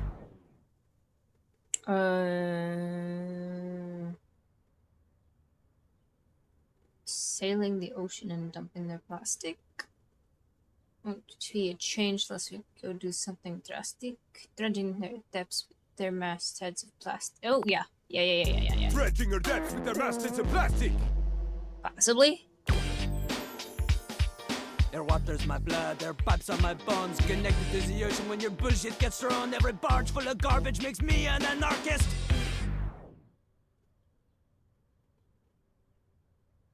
Quite like my movement in Robin Lard is.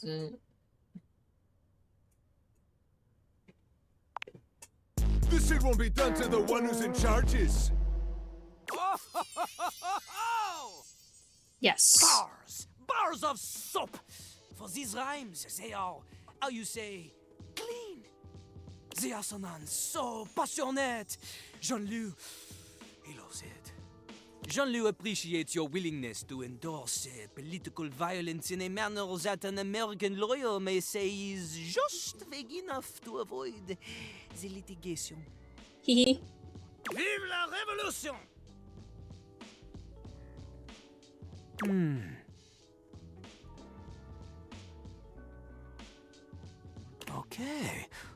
Okay. Lil Crapper, he acknowledges you. If he is not careful, he may even start to respect you.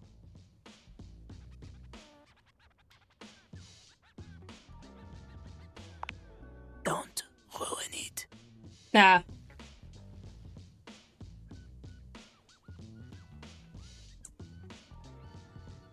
This means that There we is go, only it wasn't one going. thing left to do.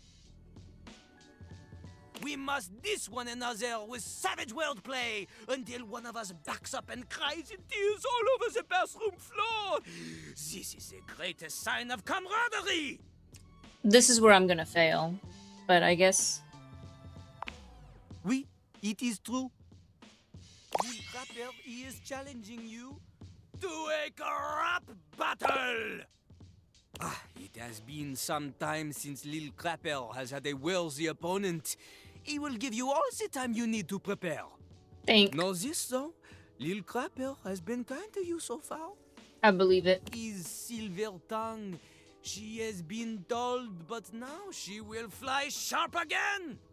This battle will be rough, like the toilet paper in the airport bathroom, so impossibly thin, so impractically uncomfortable. You want to face Jean-Loup? You'll need to be spectacular to keep up with him. Which is to say, your spec stats will need to be high, otherwise you will not have a chance. You will need smarts, poise, empathy, charm, and sass. Without a significant amount of these, you will always be number 2 when compared to Lil Crapper. And keep in mind, I'm surprised you didn't. And that would you will always be number 2 if you want to put a number on it. when it comes to Jean-Loup. So, what do you think? Are you ready to face Jean-Loup? Lil Crapper understands this. Sometimes we all need a break, bathroom or otherwise. Lil Crapper will wait for you. Reviens vite. Alright, he said hi. How high are we talking? Because I think, I suppose I could work on my empathy. So, empathy...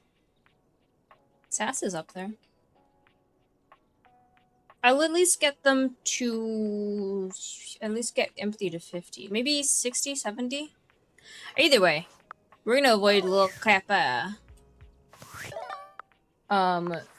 For a good moment.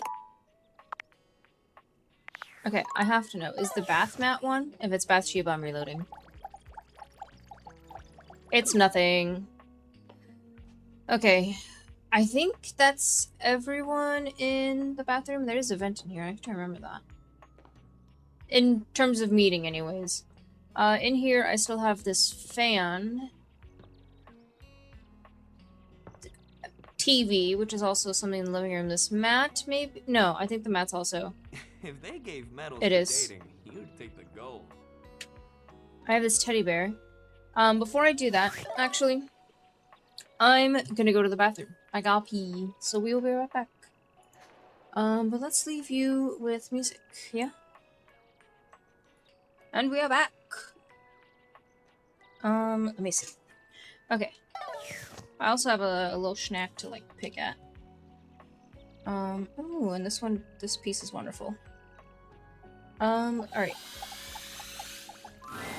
There's something so intensely familiar about the cuddly stranger standing in your closet. It looks like he would be great with Hudge. The combination of his massive stature and the soft materials he wears produces an almost irresistible urge to hug him. And the aura of safety he emanates certainly doesn't help. Well, well, well. Aren't you a sight for sore eyes?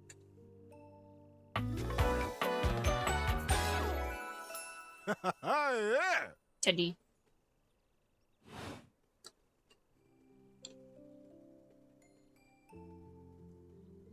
Well, thank you. You are very welcome. You are so kind to express your gratitude like that. I feel like that's a bit of a lost art these days.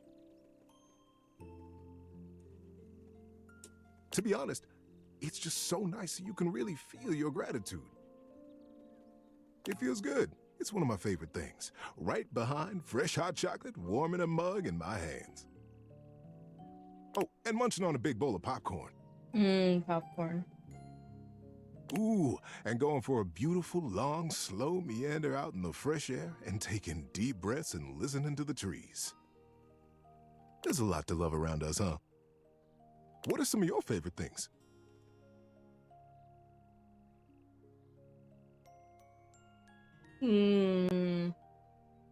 Wish it had given me more options. I find that thinking about the things I love makes my whole day that much better. I'll bet if you pondered it, you could come up with some real crackerjack stuff. Hey, I'll even help you. I've got a great big collection of stories and advice to help you out. That must be a reason you came to see me today. Yeah. Tell me, what brought you around to see me?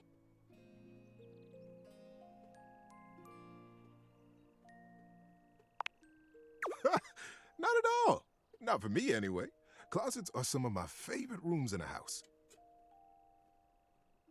Get a good cozy blanket, a candle, and close that door, and you've got a perfect little cocoon. A little nest of peace and safety. You're welcome to share mine, or we can sit on the bed and talk. I'm comfortable in either place. And no matter where I am, I'll always be happy to be with you. Yeah, I'm open. I'll leave it up to you. Where should I go?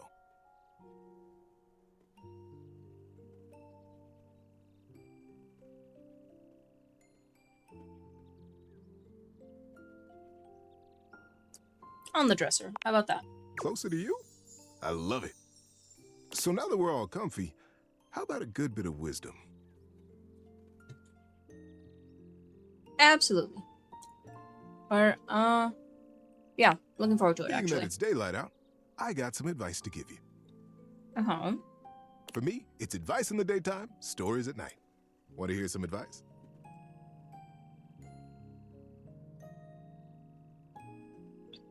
Yeah, sure.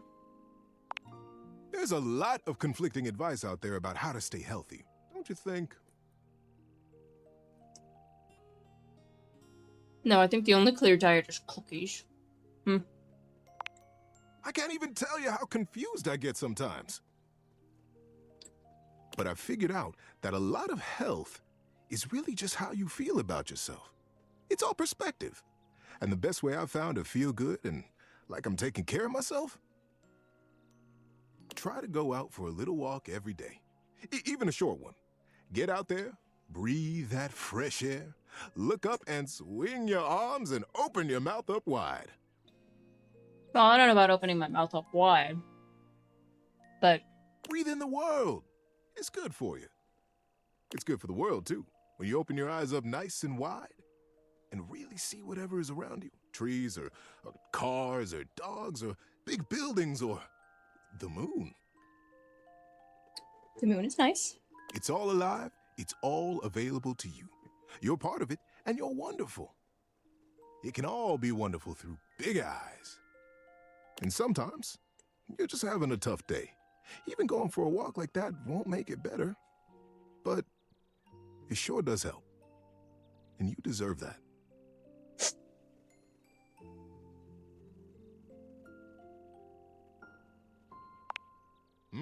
It's the best. Until next time, stay moving. I love him. And now he do be moved to over here. I feel like I should look into Dina. I don't like how glitchy my dresser is. Okay. What does he give? I'm assuming empathy.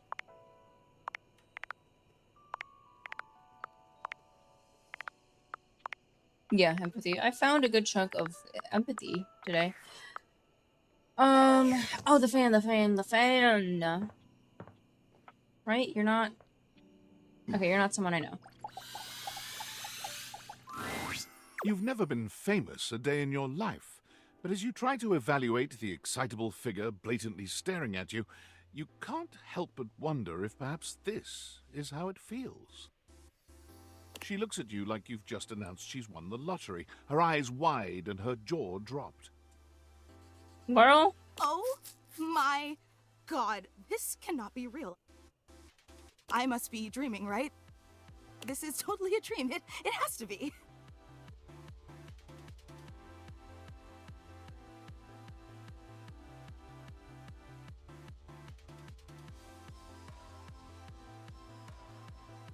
Wait, it is? Yes, that's it. That's clearly the most logical explanation.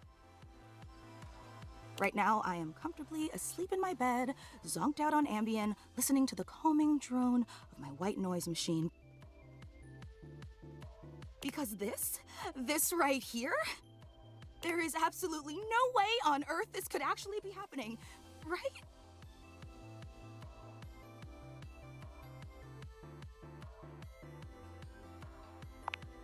Oh my god! It really is you! She turns away from you for a few moments, fanning at her face, but it doesn't help her calm down. I just can't believe it. I mean, you prepare your whole existence for something like this, but then, you know, when it actually happens, no amount of preparation could ever possibly be enough. You know, I know that people throw around the expression shaking, crying, and throwing up, but I think I might actually do it.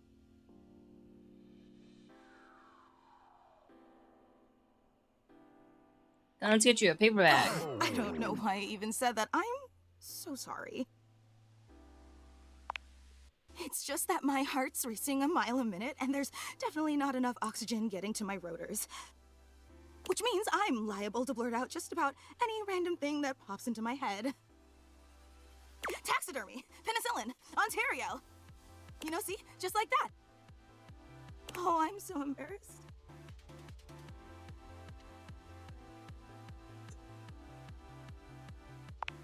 Are you kidding?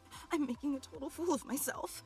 Why you're... I'm sorry. I really don't mean to be overreacting like this. I just never thought we'd actually get the chance to interface like this. I'm so confused. And now that it's happening, I'm totally blowing it, aren't I?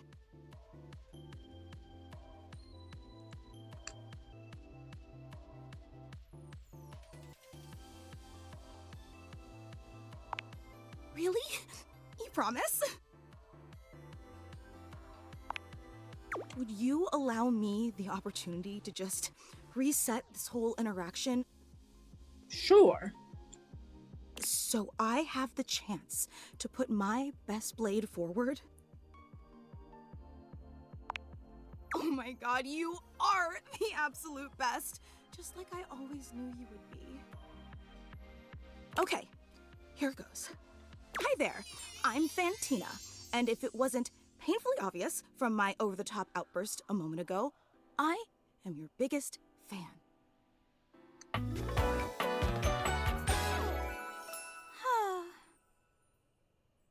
Oh, her hair. That's the fan blades.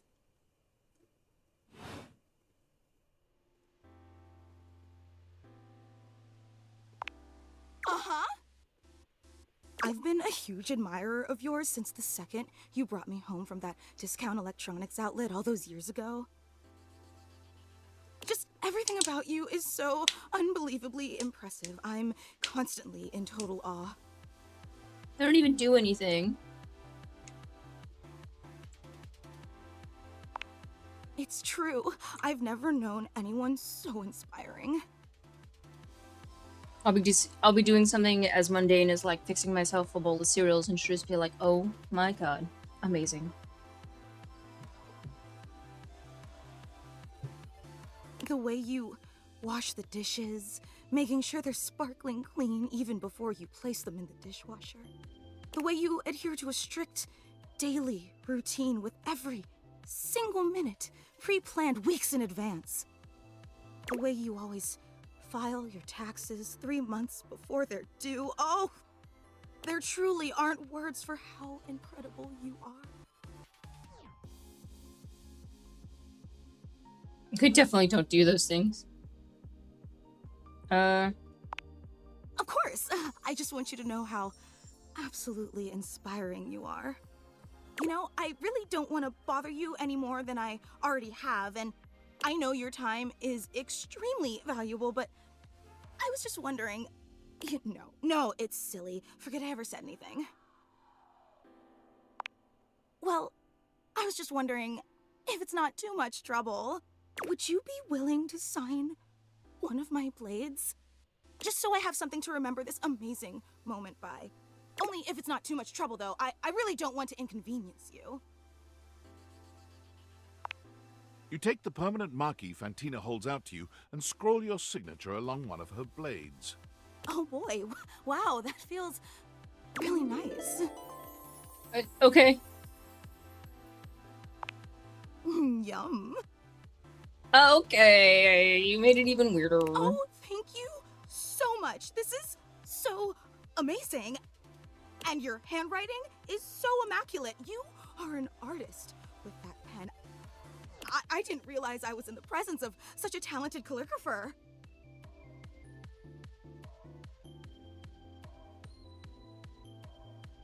That's because you're not. Stop being modest. You should design wedding stationery or tattoos or something. Wow, I can't believe I actually got your signature. And emblazoned on my own body, no less. Very naughty. I can't wait to show this off to everyone else in the fan club. They are going to be There's a fan club? Unbelievably jealous I met you. Wait, you don't know? I thought for sure you knew. Yeah, you have a fan club.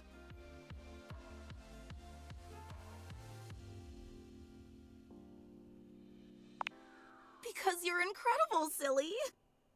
We actually have meetups every week. We talk about everything you've been up to at work, what new projects you're developing, discuss your menu for the week. Sometimes there's a raffle. There's a very comprehensive agenda. How'd everyone feel about Thursday's lasagna? They were so impressed. Gruyere was such an inspired choice. Maybe next time you should include some Fontina. Get it? Fontina, the cheese. It sounds like Fantina, the fan.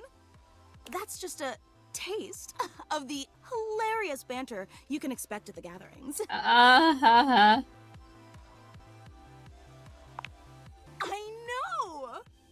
Actually, we're having our weekly meetup real soon.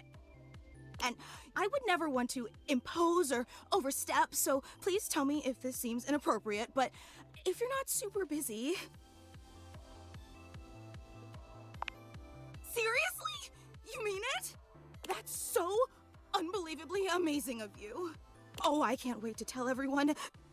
Thank you. Thank you. I can't wait. That was something. And we are out of charges. Okay, so from here on, Teddy needs to be at night. I think.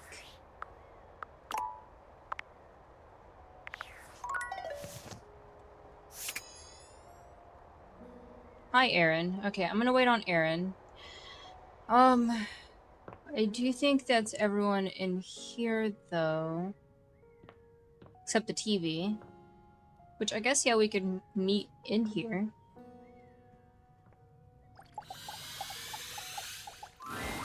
It takes you a moment to realize that there is not, in fact, a test of the emergency broadcast system standing in your living room, though the colorful figure standing across from you certainly bears a striking similarity to that TV classic.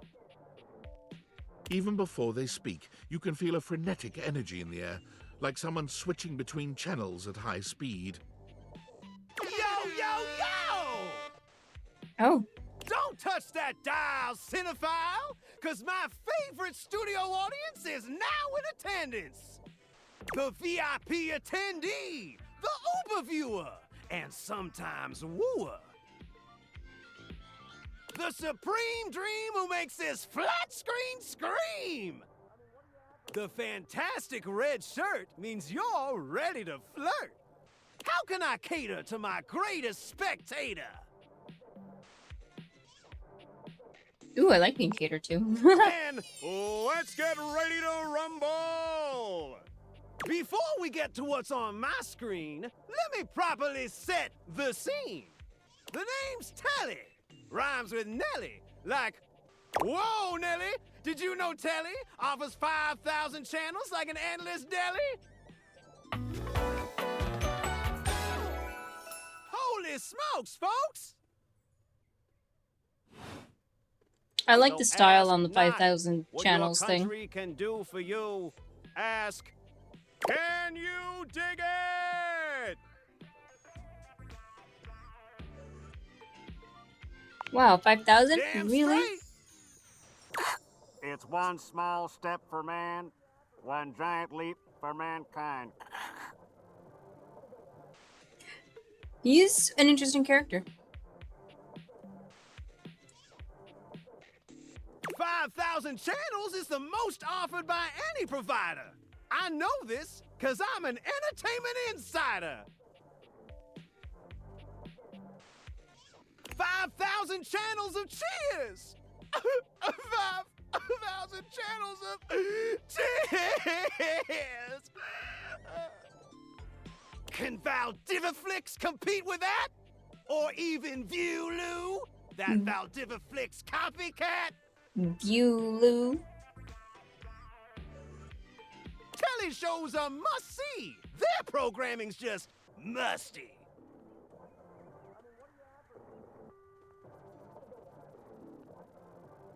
How's your pricing? Prohibitively expensive. Ah, yeah, you know 5,000 channels would be, I suppose.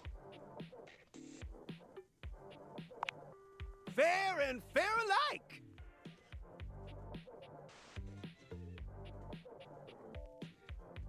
Anyway, since you're here, my dear, why don't you just kick back and recline? Unwind from the grind and free your mind with 120,000 hours of programming combined. View that cue till you go blind. Sounds great. Loading programming, loading programming. Optimizing for comedy, haha. Analyzing for reality, boo-hoo. Pratfalls and close calls from straight to your eyeballs. And, yeah, Mr. White. Yeah, science, bitch. Fuck yeah, science! God, I went through a marathon of Breaking Bad one time. I love Jesse. I found 15,000 shows You deserve wouldn't better. oppose. So what genre can I impose on you? 15,000 shows.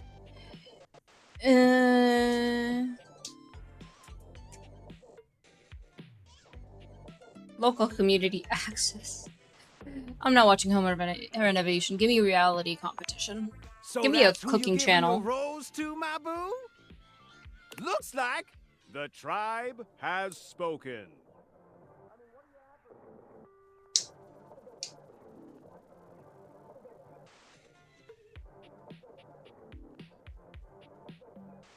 Very I'ma clever. assault you with my pop culture.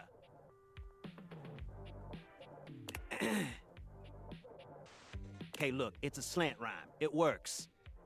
I didn't say nothing. All right, my delight. I'll give you a reality infusion in 4K resolution. Cougar versus Cougar. Thrust into the wilderness and stranded in a remote location miles from any plastic surgeons. 10 older, attractive women Oh. must rely on their wit, resourcefulness, and cunning to battle for survival and outsmart their adversaries. I thought it was gonna be like actual animal cougar versus animal cougar. 10 actual cougars. What the fuck? But also, I would probably watch out of horror, but I would watch. I'd be glued to that TV. With tensions running high and cougars lurking around every corner, alliances will be forged, rivalries will emerge, and the women must dig deep within themselves to prove once and for all which cougar has the sharpest claws. So, my daffodil, shall we commence with this TV and chill? What rhymes with yes? Pretty good. I don't know that reference. Let's relax with some snacks while we await the climax and dope. Not the dough. I had this pre-planned and my schedule was unassailable. But that show's not on demand, so the episode's not available. Damn. That's okay. But no prob, heartthrob. I've got 15,000 other shows I've yet to disclose. So what genre can I impose on you with my flawless flows? Home renovation, I suppose. Time for some narration elation about home renovation. Allons-y.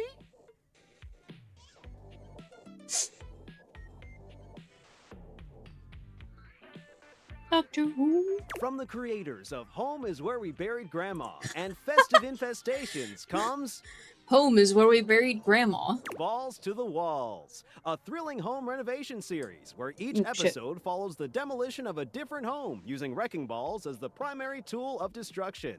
Hell yeah. Hosted by demolition expert Carlos Balls of Steel Balenciaga and featuring an all-original music score from MC Whammer. No home is safe from the swinging force of Balls to the Walls. So, my beau, does this show make you go, whoa?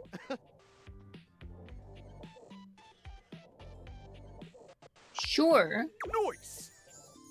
Let me just get a summation of the station's location and Shazbot. I've made a huge mistake. What's wrong? That show I promised you we'd view just moved to Valdiviflix for more revenue, boo.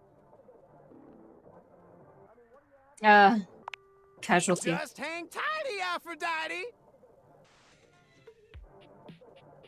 I like I'll that. answer all your queries with 15,000 brand new series. So what genre can I impose on you with my flawless flows? Wait, seriously? I just told you that I have 5,000 channels with 15,000 shows. And you want to watch the community access station? I don't have any other option. How else am I gonna learn close-up magic? I'm gonna be straight with you. Oh no. You're cute and all, but there's no way in hell I'm watching the community access station. If you can't sit with me through my community access station. You don't deserve to sit with me in my streaming. There's literally an endless bounty of quality content now, and I'm not gonna waste my precious time on planet Earth watching some old fart playing amateur xylophone for 6 hours. You get each other? Jesus. Okay. But listen, I've got a great show selection for your inspection. And Yeah? while watching, we might make a genuine connection. We haven't been able to see anything so what far. genre can I impose on you with my flawless flows? Makes sense, makes sense. Just, one more thing. Oh no. What's up? Look, I don't want to pry, but I gotta know. It's not because you prefer Valdiva flicks, right? Because No. that'd be a huge blow to my ego.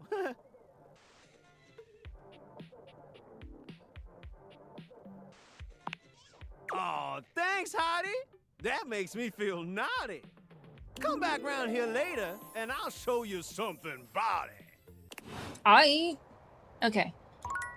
Well, that's another one down here.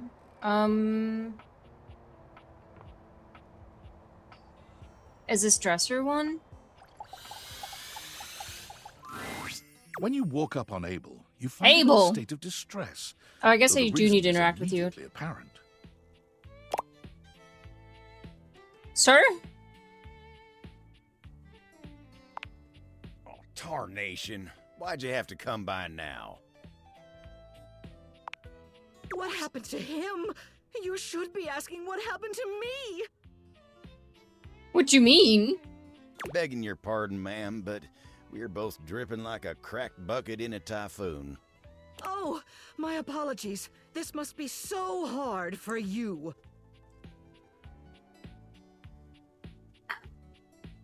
What did I walk in on? Is there a leak? How am I to know? All I know is I woke up in the middle of the night like this, absolutely waterlogged. Entirely unacceptable. Of course, you woke me up not long after. You gotta take care of Miss Celia first, but she ain't the only one. Poor Keith had to relocate for a little while. Oh. I've got so many folks counting on me. I ain't much good to 'em like this. Someone get a hold of Tony and send him up here immediately to fix this. Tony, come here. Sorry, been up to my ears in contracts for jobs around the house and, you know. Hey, Tony. My roof's leaking. You know quite well that the needs of the governance outweigh your silly special projects. Right away, Madame Mayor. Whew, she's terrifying. Unbelievable. Well, Celia's got her leak fixed, but what about me? As if on cue, a cool breeze rolls through. Fantina has arrived, as though summoned by Abel's distress call. Fantina? What are you doing here? Oh my god. Girl, please do not be a stalker. I heard Abel needed Oh. help, but I didn't think you'd be here too. Oh my god. Oh my god. Oh my god. Okay. Okay. Okay. I'm calm. Okay. I'm cool. I got this. Do you? Abel looks back and forth between the two of you, still dripping water.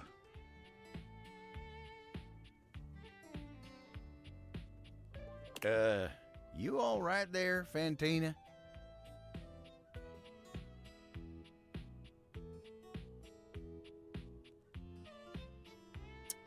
Abel needs your help. Let's focus. Oh god, you're right. I'm so sorry.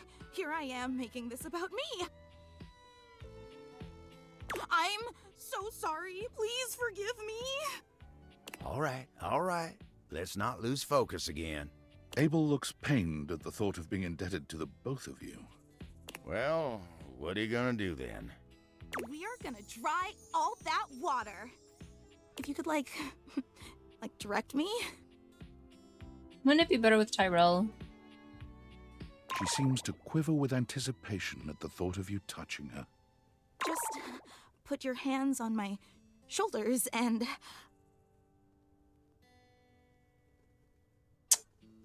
I agree with the third one. But we'll say happy to Me help. too. Let's do this. Grab Fantina by the shoulders, aiming her at Abel. She lets out a blast of air so intense you wonder for a moment if a tornado is passing through your house. Abel looks like he's caught in a wind tunnel, his lips parting and cheeks shaking, showing his teeth in a cartoonish grimace. Never mind, I guess we did not need Tyrell. Fantina's air makes short work of the spill, drying Abel and the floor around him. When she's done, Abel tips his hat to the two of you. Thank you kindly. Much obliged, you two. Fantina isn't even looking at Abel. Are you kidding me? Working with you is all the things I need. I'm gonna be walking on air for a week. She walks away in a happy daze, only pausing to shoot a contented look back at you. There might as well be hearts in her eyes. Well, all right. I gotta say, when you came by, I thought I was gonna be embarrassed. And I guess I was for a little while. But look at me now. I'm right as rain and feeling like an old toad with a brand new lily pad.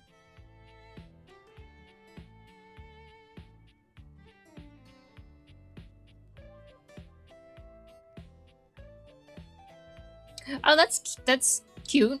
You made me feel like a sleepy cat that found a sunbeam. I think that's a cute one to respond with. Dang, that good, huh? Well, you're really speaking my language now. I ain't been able to do much work since all this started, so I better get back to it. See you around, all right? You take care now. Bye. Okay. And I'm sure those books are lyric. Woohoo, shake me, baby. Those boxes are Cam. We have met, not Cam, Bo. We have met everyone. Woohoo, shake me. Woohoo, shake Yep. me, baby. This is probably Holly, which I haven't spoken to in a hot second. Abel Fantina is also poised. Well, looks like I need to keep interacting with her. Hello? Okay. Art, that's also Bo, that's also Bo. I have not, no. I'm trying to, like, now that, because, oh, yeah, you. Here is where we're at with our specs, by the way. We got the charm where I want it. I need 25 more poise. So I'm going around meeting people that I might have missed because I can't really think of the ones I do have that have poise. I know Cam is one. Abel, we are working on. Aaron, I need to find a way to have interactions where I don't talk to people, so that would at least be another. Fantina, we just learned was one. I'm trying to remember who else would have. I'm trying to think who else would have poise. Let's make Nightmare real. Exactly. The problem is I can't talk to Cam because I wanted to get like a. I think it was empathy up there, but empathy I think has to hit fucking 80.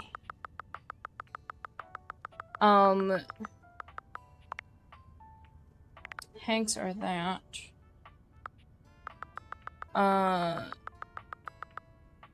So in terms of our, not that. Who are you? What are you? Where do I get you from? But in terms of Nightmare, we are like, look at those bars. I just need poise. But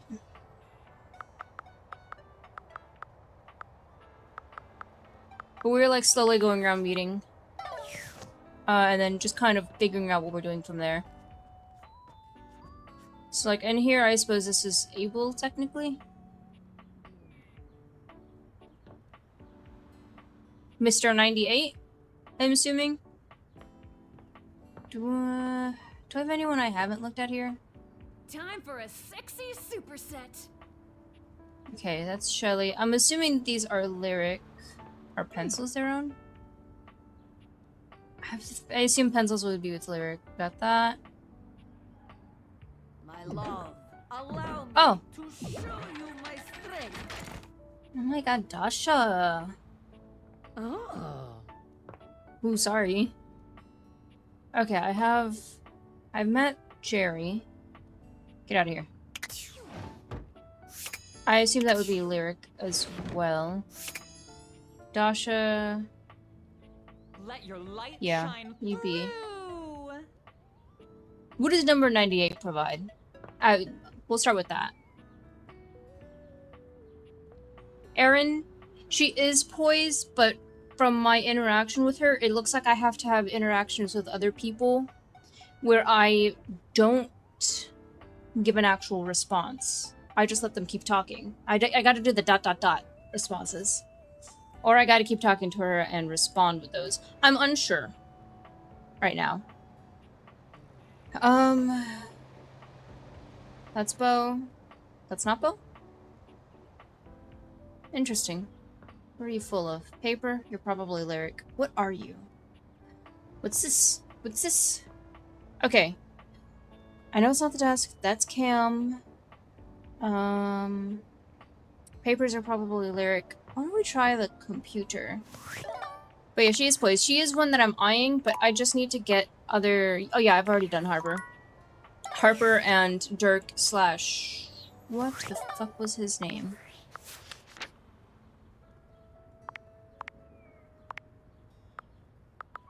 I want to say Clarence. It is Clarence. Clarence Couture. Mr. Johnny Young Bosch. A tattooed, bespectacled nerd regards you with a friendly smile. Their kind face is illuminated by the soft glow of multiple screens and the RGB lights in their clothes and wheelchair. Oh, hey there! It's you! I mean, of course it's you. Who else would it be, right? Hirohime? I've not met a Hirohime.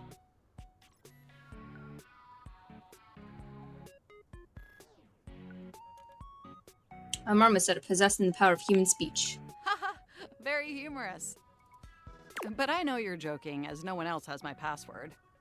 So if it was anyone else besides you, I'd be pretty concerned.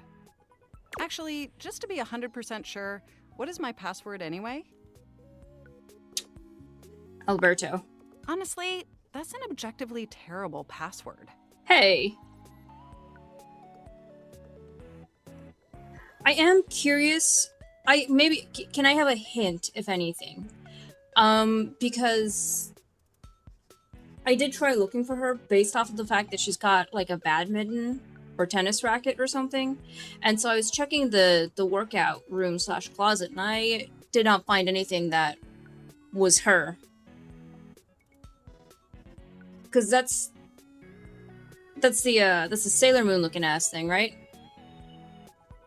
Cause there's a poster in my living room, and I think it should be her. Or I'm delusional. I can't remember. Possibly the worst password chosen by anyone ever. Wow! Whatever possessed you to choose something so inane? It came to me in a dream. Is that how you usually make decisions regarding your data security? Based on your dreams? Is she? I only saw Diana. I just moved Teddy over to the dresser. I feel like I have a picture on there. Because I don't think Diana's alone on there.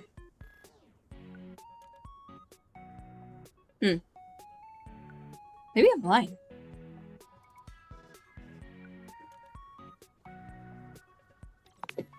Using my vast computational abilities, I can conceive of 1,374.5 better ways. Regardless, we really ought to discuss coming up with something a lot more secure. Can I just say, top right screen, keyboard cat. Do do do do do do do do. It's a dangerous world out there. Phishing attacks, malware infections, MITM attacks.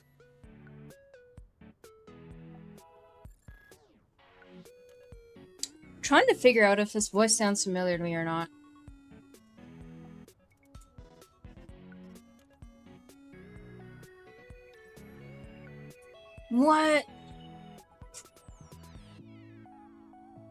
Interesting. Okay, so that's We're gonna have to keep her in mind. Hackers are more There's- sophisticated than ever before. Oh, hold please. There's no way I'm making 80 of the characters hate me at this fucking point. Oh, you just looked it up. Oof.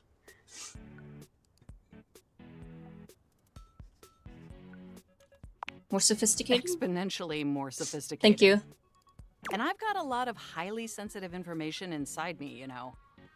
Your highly sensitive information. Teehee. All your financial accounts, your saved games, questionable websites you visited and forgot to clear your cache afterwards. Oh, and 100 terabytes of extremely embarrassing self-insert fanfic. Hey, hey, hey, hey! Not so loud, We really need to ensure all that data is properly protected against cyber criminals probing my system for weaknesses. Wait, how'd you get my fanfic? Girl, that's a stupid ass question. I'm not asking that. We're gonna agree. I knew you were as intelligent Not my as you fanfic. are Exactly. attractive.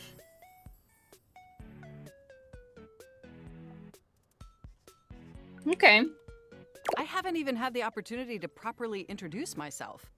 I'm Mac, your desktop computer. Bum, ba-dum, bum. I've booted up before, but never like this. Yeah, I see the pet mouse. I mean, we've obviously met before. I spend a lot of time with you, yeah. More than met. You interface with me on average for 11.4 hours every day, after all. Hey, not so fucking loud, duh.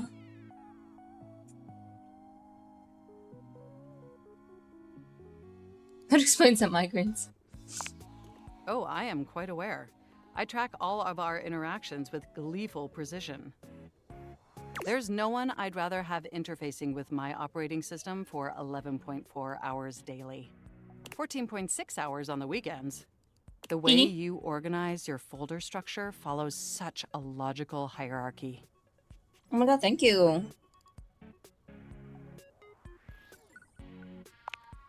Of course. I get chills just thinking about it. I'm doing great with this interaction. Is it weird? Yeah, but like, you know, they have all 100 terabytes of my fanfics. My self-insert fanfics. But can I be honest about something?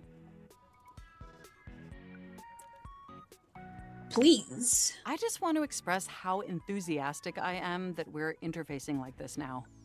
I'm gonna be honest. Stalker alert. I'm gonna be honest. Mac feels like less of a stalker than Fantina. That one was a trip. And she is poised, so I have to interact with her some more, immediately. Accessing each other's software in this new symmetrical way.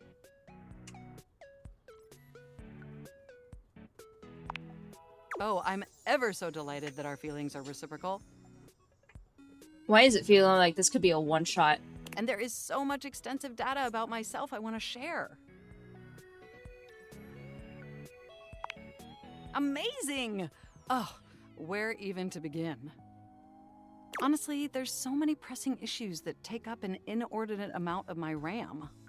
Okay, I don't think it'll be a one-off. But there is one issue that's been grinding on my CPU above all else.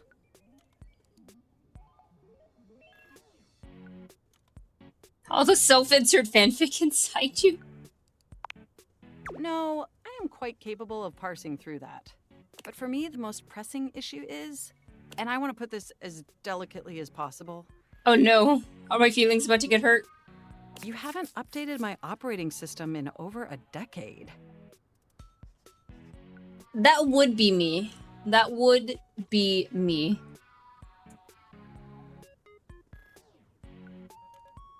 Haha, yeah, that sounds like me. No. So incredibly sorry. It's all right. I know this oversight wasn't intentional or malicious. It's just that the outdated software has made it difficult to be my best self for you. Honestly, it's a miracle that my applications are still running at all.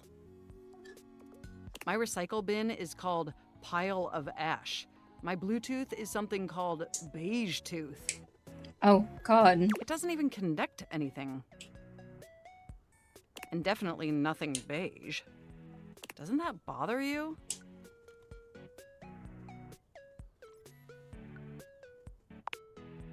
That is great to hear. And did you know that there's been a dozen operating system iterations since you last updated? Cool. Look, I'm sorry. I really don't mean to blame you for my troubles. We have Cracking all such of my an amazing things. time interfacing together, and the last thing I want to do is rock the boat.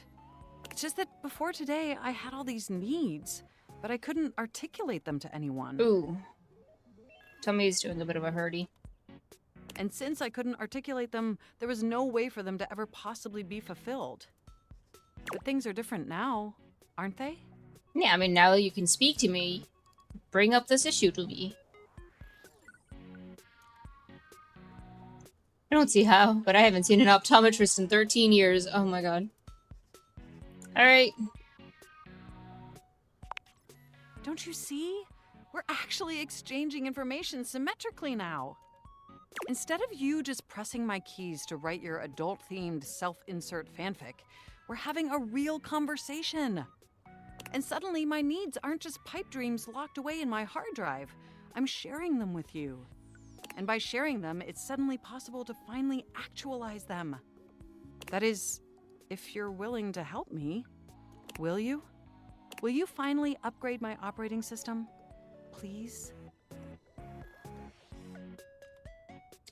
Of course. Amazing! Oh, I am so excited. My CPU's practically overclocking with anticipation. Can you come back tomorrow so we can begin the process? Dang. Absolutely. Wonderful! I knew I could count on you. Enjoy the offline Oops. world.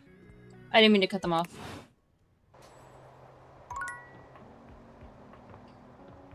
Well, there's Aaron.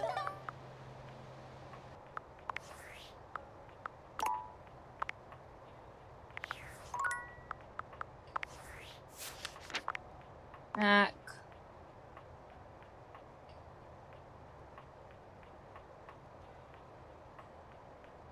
There's smarts and it makes sense. Okay.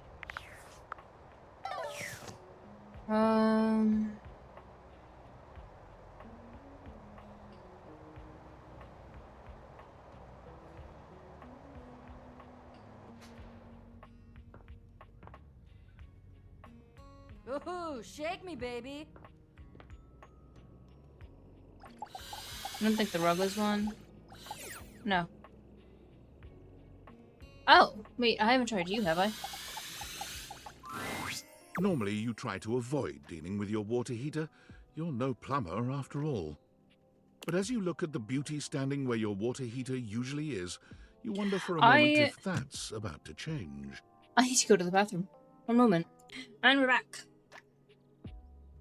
Beyond the rigid metal of the heater lie dangerous curves. Brown skin swathed in orange and blue and silver. Her soft, pretty facial features are adorned by colorful makeup that looks like it wouldn't be out of place in a fashion magazine. Good for her. She doesn't seem to notice you at first, but when she does, she lets out a sharp scream. Oh no. Ah! Sorry. Ah! Bubbling boiler rooms. You scared the living. It takes her a moment to calm herself down. She fans at her face with her hands, exhaling loudly. Got me flustered is all. I wasn't expecting any visitors. I'm a Southern. Last folks who lived here only came down when the pilot light was out, which wasn't often. See, I'm made of the good stuff. Southern made and made to last. Hell yeah.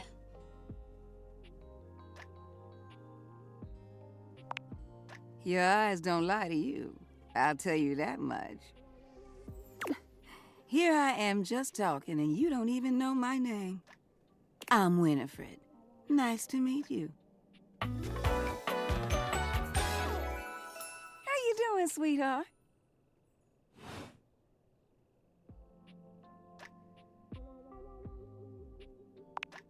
It's a pleasure. I'm not sure how much more talking I can do right now. I got work to take care of. Did you just ask your water heater what she does? I had no other choice but to ask yes. Oh. When did your water bowl become empty? Okay, hold on. I'll ask the other one to take care of it.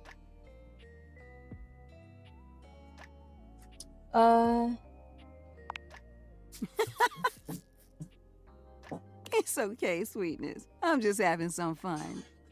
But I do need to get back to work. Washford's about to kick on and Daisuke needs a bit of a push. I Oh. need some time with River to make sure she's ready to go.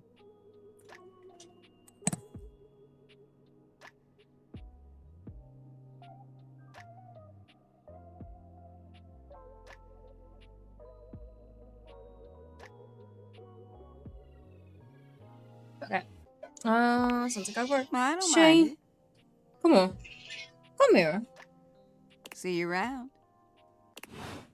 I'm here. It's okay. They're just gonna get you some water. Oh, one left. I gotta go talk to Teddy.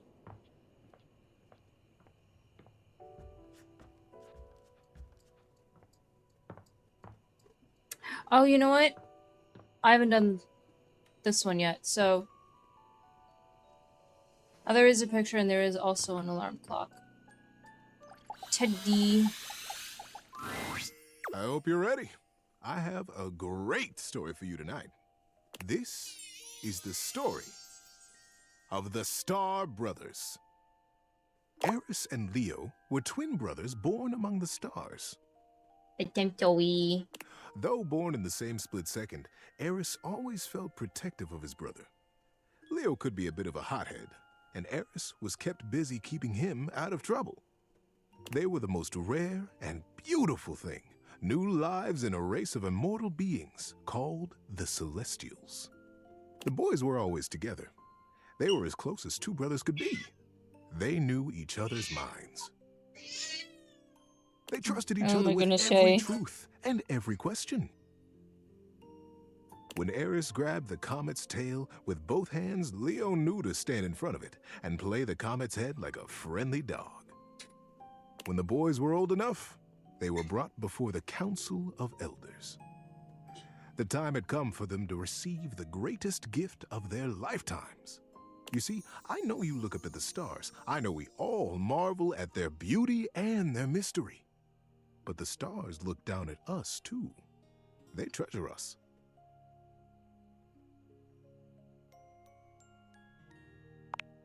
The chance to live a human life, to be born here and live here and experience our world is the most precious rite of passage. And for Eris and Leo, the moment had arrived. They were led slowly into the abyss of the council, right up to the throne of the Elder. "It is time, my sons," he intoned. "It is time for you to be born again. You will come to me separately and chart your course through your human life. You will decide the things you will see and things you will experience. And when you leave my chamber, you will forget what we have said. When you are born on Earth, you will forget your life here, and you will be fully and only human." Leo looked from the Elder to his brother and bit his lip. "Sir," he began, "when we get there, when we are born, will I know my brother?" The Elder smiled kindly. "Yes, Leo, you will know him as your brother. But the closeness you feel here will not necessarily go with you. If you choose to have that closeness as humans, it will be up to you when you are old enough to create it in your lifetime." Eris smiled and slipped his hand into Leo's. "Don't worry, Leo," he whispered. "We'll remember each other, I promise." Each boy went with the Elder and planned his life as a human. And when they were reunited in the abyss, they smiled at each other with the impish excitement of what they were about to do. It was the greatest adventure either one of them could have imagined, and they would get to do it together. Are you ready? Asked the elder. The boys caught each other's eyes and smiled. Yes, sir. Then take a deep breath and close your eyes. When you open your eyes, your journey will have begun. And so, Eris and Leo were born as brothers here among us. They chose to be born in a small town outside the city, where it was dark enough that they could still see the stars. I wish I could tell you that they immediately remembered their love and their closeness, but it took them a while. While they were always together, they fought constantly. They questioned why they had been born as brothers. They were so unfamiliar to each other. It felt like whatever one did perfectly irritated the other. The boys were 8 when they started racing each other through the woods. One day, as they were running, chasing each other and pushing each other to go faster and further, Leo realized that he had taken a wrong turn. The trees looked unfamiliar, and the air started to smell strangely open and deep. But Eris was hot on his heels, and he couldn't stop. He couldn't be caught, pushing himself forward, blinded by the competition. He didn't notice when the dirt underfoot turned to rock, and when the rock began to thin into a great, high cliff. Oh no. He pulled himself up short in a panic, but it wasn't quite fast enough, and his momentum carried him bodily over the edge. Time slowed as Leo fell, and he realized in a flash that he was about to die.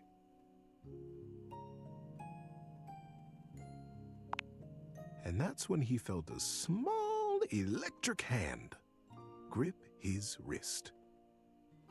Eris pulled them both out of the air, hurling his little body backwards and tumbling both of them onto the rocky path behind the sheer face.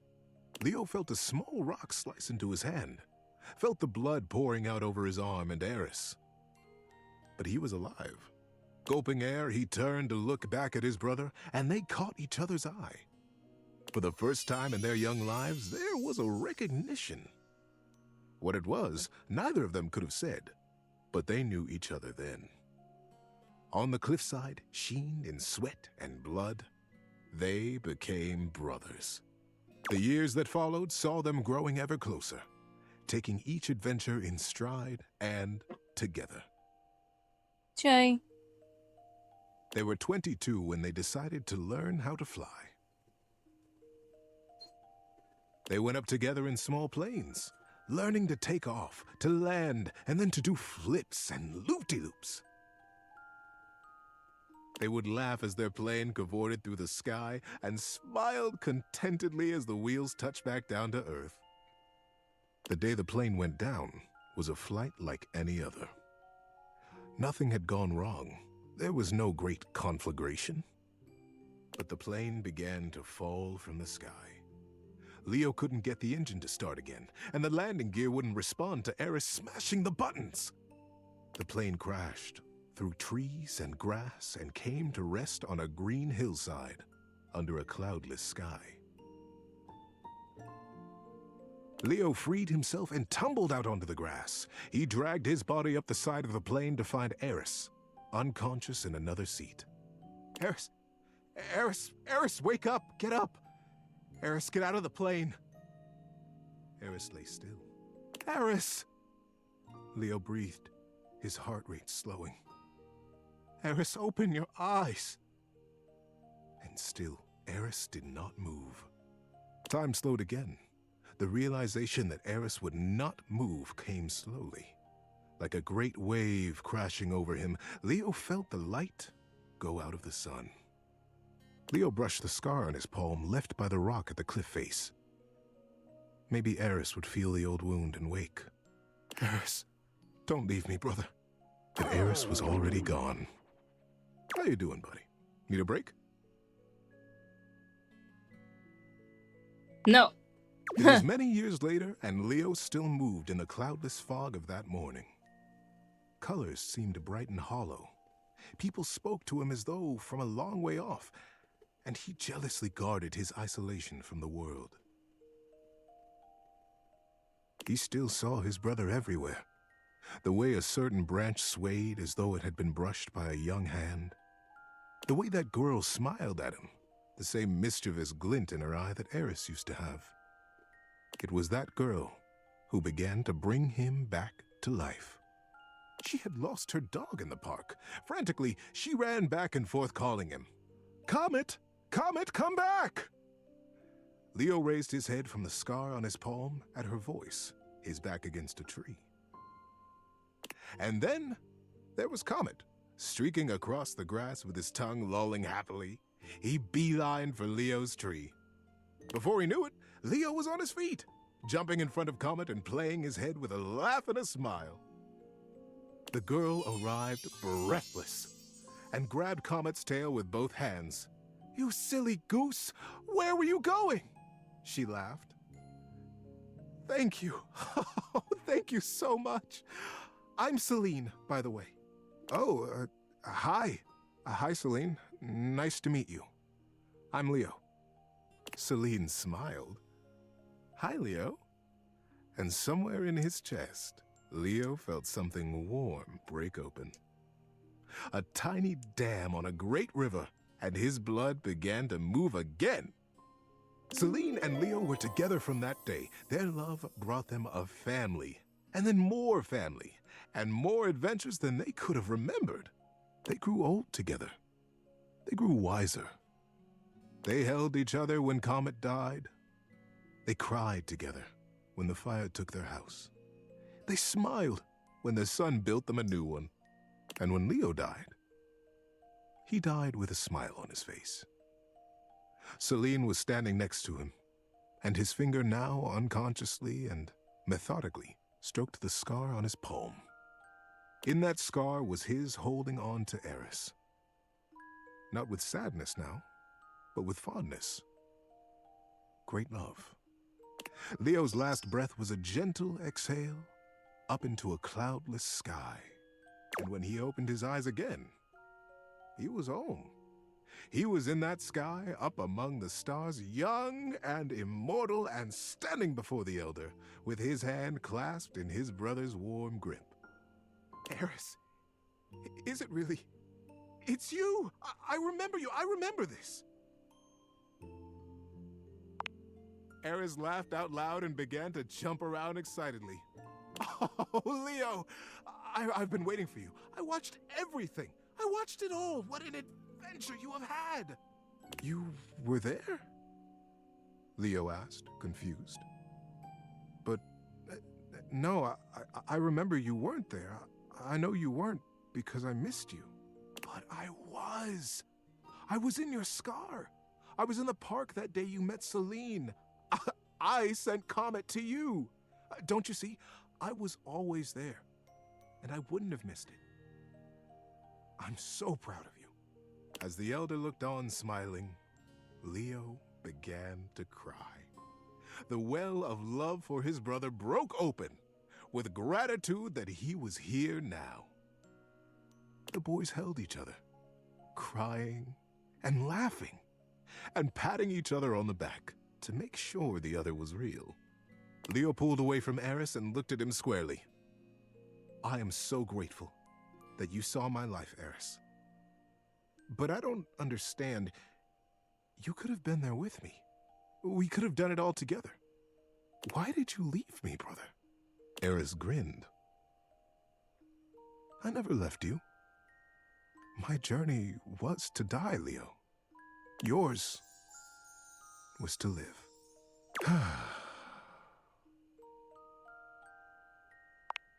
"Yeah, that sticks with me, that one. Good night, buddy." Wow.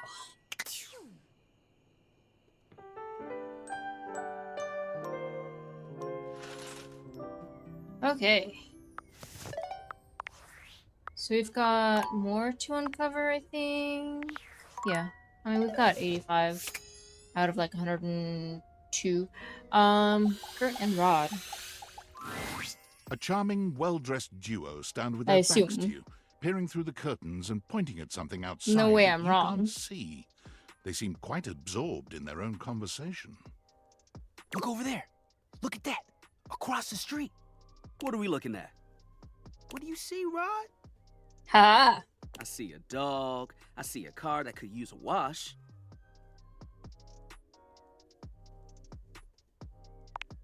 One of them turns to you, holding up a finger before turning back to his friend. Hi, 1 second. Now, why in the world do you think I would care a single thread about an unwashed car? I don't know what you want from life, Kurt. The shoes, my dude. The shoes. Oh, you were looking at the neighbor's shoes. Those are nice. Right? That's what I'm saying. Bruh. Hold on. Those are way better than those shoes we saw last week. Ain't that the truth? Only time I wish Wendelin would have fogged up. Those kicks could have kicked rocks.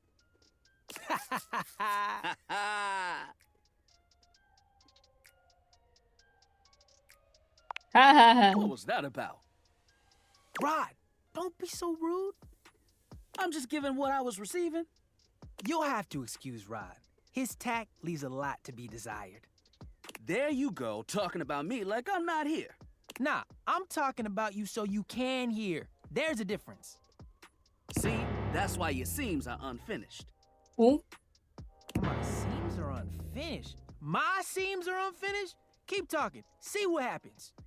You ain't gonna do nothing. You love me too much. Yeah, okay.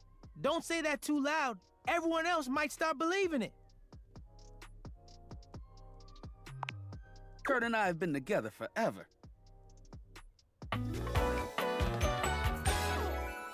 Yo, what up? I'm like his brother. But not my brother. If we were related, you might actually be polished. We both know you wouldn't look good unless you were next to me.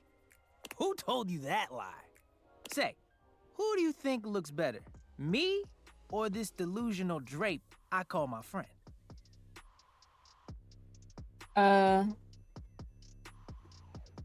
You both look good? Lame. I know it's me. That's fine. It'll be our little secret. Don't even try to make them lie. They're just trying to make you feel good. I'm the fly one.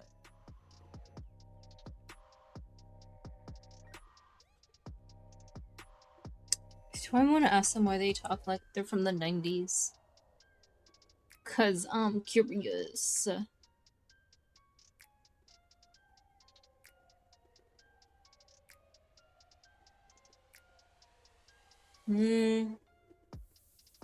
It's not going through. There we go. Product of our time. That's when we were made. Solid thrift store find. Fair. The fact that someone thought we were out of style? Ridiculous. Agreed. The last place we were? Busted. Tore up from the floor up.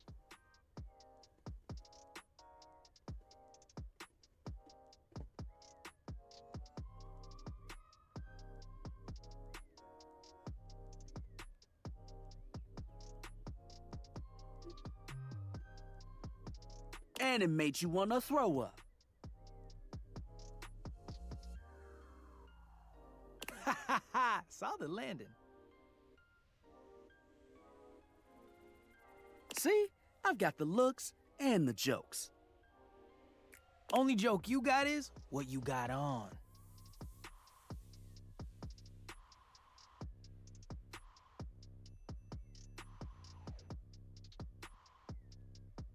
Damn!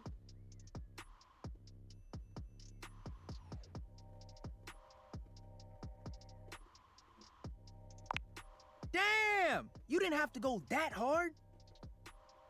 One thing you gotta realize is that we aren't mean to each other.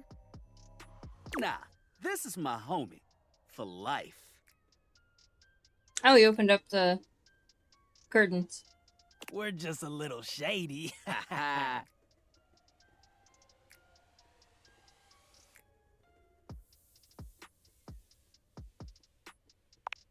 Being shady isn't always a bad thing. Oh, to the contrary. I'm shady all the time to Kurt. Why? Because I love him. I guess you could say that. Yeah. But we have rules. Oh, yeah. You must throw shade appropriately. There are 5 rules to throwing shade. First off, you have to know the person. Sure, you can be shady to folks you don't know, but that is just mean.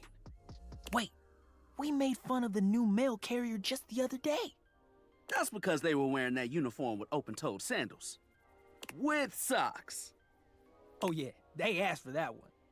This rule is one of those, do as we say, not as we do things. Unless we ask you to do it with us, at which point, you better come correct. Which brings us to rule number 2. If the roast ain't hot, you're toast. The shade is all about the laugh at the end. Maybe even, a strong guffaw. A guffaw? Are you a cartoon dog person? 'Cause if not, I best not hear a single guffaw out of you, Rod. Guffaw.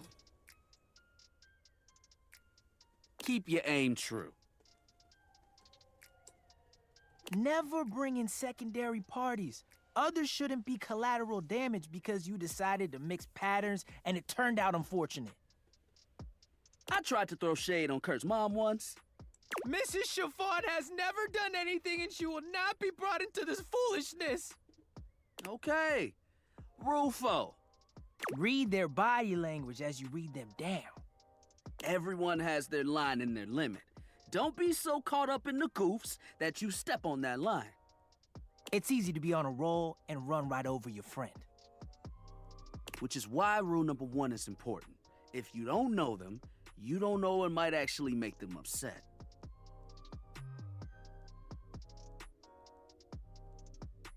Right, like I don't talk about Rod's crush on the blinds at the last house. Dude, not cool. Sorry, I was just giving an example.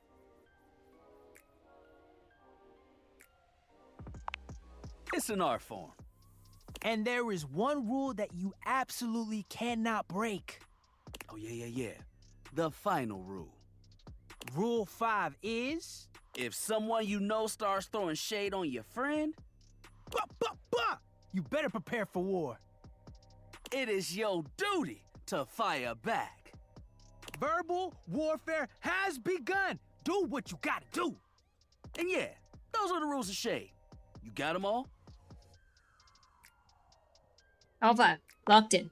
Okay. Confident. I like that in a person. If they breathe, Kurt likes them. You act like you're the one to talk. The tree outside sways, and you think it's flirting with you. How can you not be charmed? Have you seen those branches?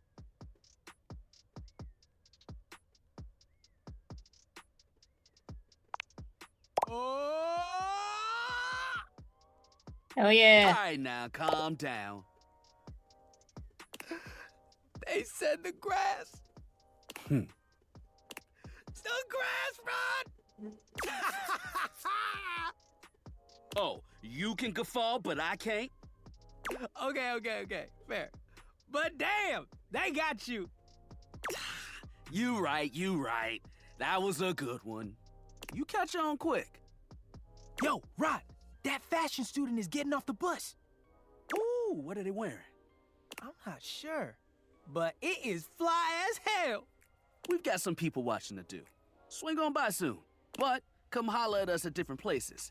Each window has a new thing to throw shade on. Ooh, like the Dorian thing. Bet. Variety is the spice of life, baby. Bring your jokes. We like to keep it lively here. Okay. What else we got?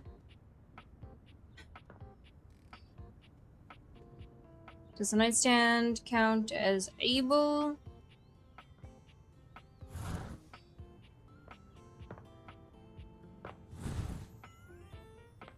Oh.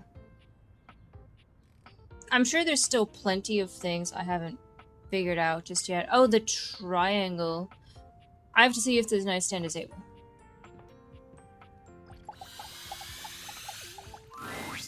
Someone there? Yep.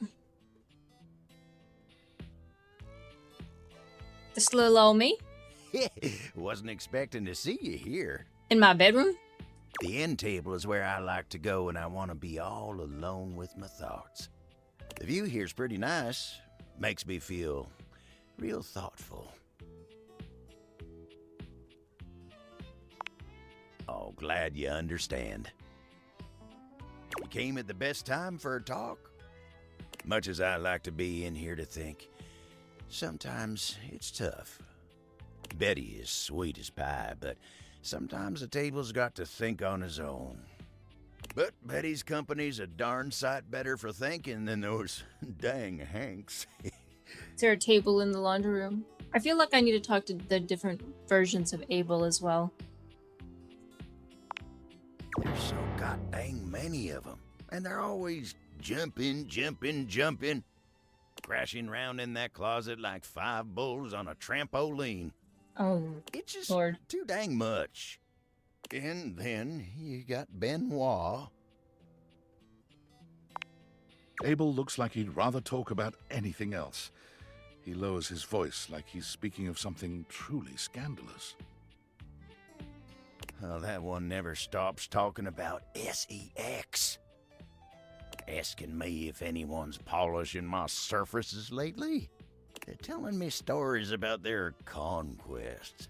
Oh. I'm an old-fashioned kind of table, dang it. That kind of talk's supposed to be private. Oh, but look at me. You came here to talk to me, not any of those guys.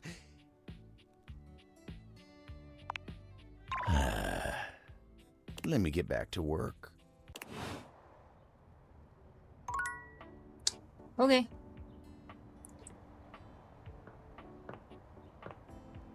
Love that I thought I was done here. Of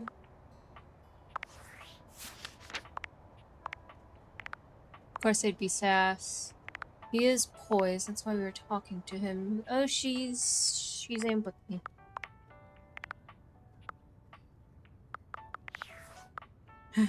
Okay. An angular beauty sits in contemplative silence, her Sharp. head resting on one hand. She doesn't greet you even when you stand directly in front of her.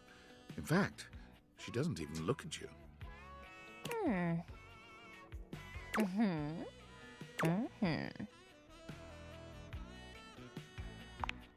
Oh. You're disturbing my thoughts. Okay. You're too pretty to think. You're bad? Seriously? God, you're so boring.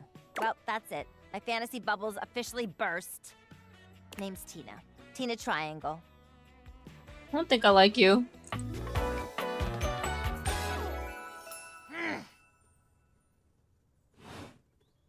And before you got here, I was having a nice little fantasy. Tina forms a small triangle with her fingers. A love triangle. Greatest shape in the world, especially when it comes to love. Matter of fact, it's the only shape I'm interested in. I suppose that makes sense.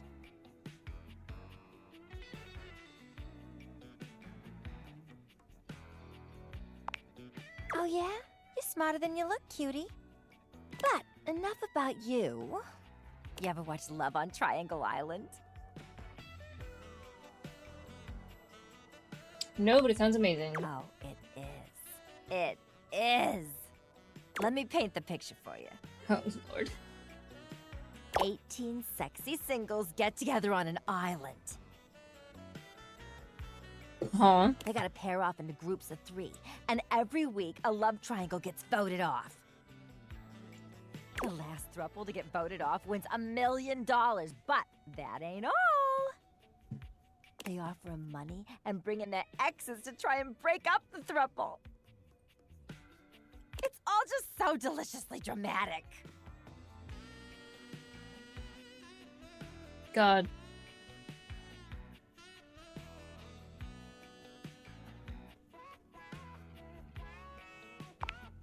Yeah, before you interrupted me.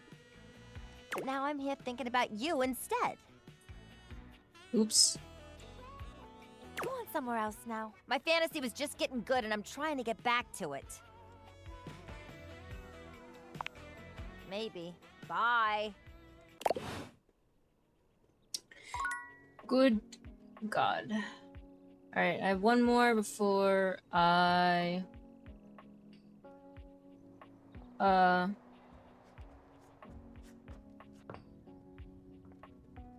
This is also unable. Able. Able.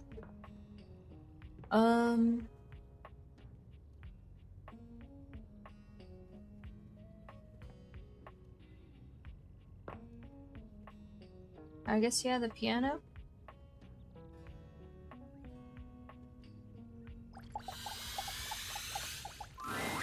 A beauty dressed in black and gold stands before you, her eyes closed and one hand held delicately to her chest. She sways softly, silently, as though she were listening to music you can't hear. Nice. The silence is so long and profound that you begin to notice just how noisy your house is. You can hear your clock ticking, your refrigerator humming, and your air conditioning blasting. Has it always been so loud around here? The silence persists, and this stranger continues to ignore you, lost in her own world. Whatever it is that she's doing, she's clearly very serious about it. You should probably... Ooh, interaction. How many times can I do that? She continues to stand in stark silence, unmoving, for what feels like an eternity. But eventually she finally opens her eyes, taking a grand sweeping bow after. The end. What the fuck was that? How was that? Brava! That was door 33. Surely you recognized it. I did not hear shit. It's an avant-garde piano piece, 33 seconds long, by the composer John Gage. Honestly, the man was a genius. I mean, the idea that music can exist without the presence of a single note. Breathtaking. You know, the very first time I played it was when I was in residence with the Dulce Muir. Dulce You two Muir. have met, I'm assuming?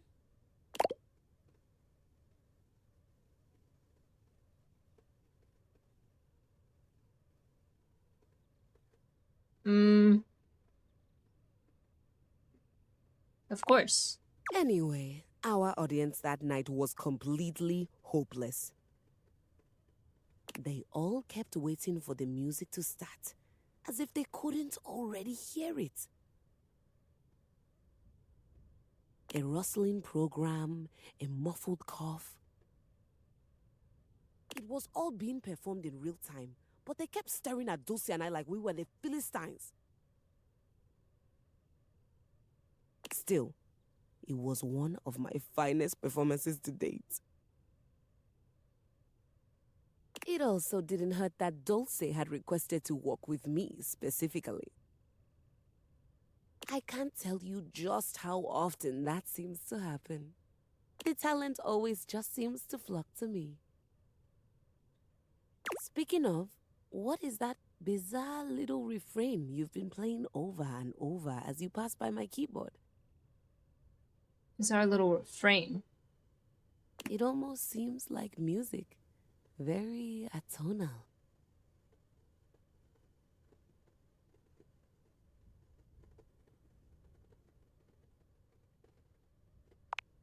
How fascinating. A past memory for the win. Well, whatever you were playing, I look forward to its evolution. Keys. I guess that makes sense. So long, Maestro. Huh. Goodbye. Alright, who's ready for story time with Teddy?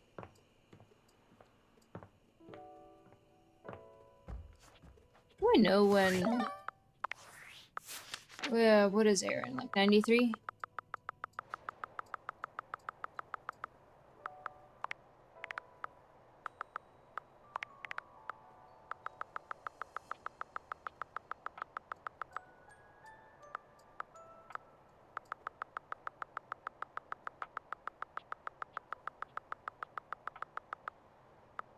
Ah, wow.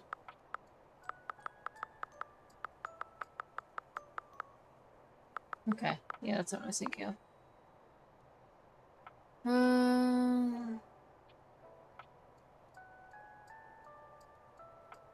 So you realize she keeps track of the times you refrain from speaking. It seems to give her some sort of pleasure or satisfaction. Just because they're going to show her you can be silent and thoughtful.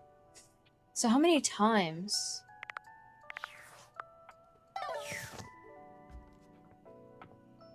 I think Teddy's like our best bet with his stories.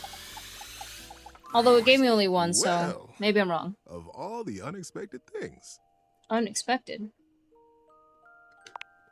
you really listened to me. You really listened to one of my stories all the way through, even though we're all grown up now. I've collected them all over so many years and kept them shiny and safe, waiting for someone. Me. Well, waiting for you, really, to come back and listen. And you did. I can't tell you how touched I am. But the unexpected part is how I feel. I've always loved you, you know, even when we were little. We were so young, and I always wanted to protect you. But then with all the time we had apart, how much you've changed and turned into such a remarkable and generous person. I find that I love you. I had one interaction. How would you feel about making Well, some of our not own one, stories together?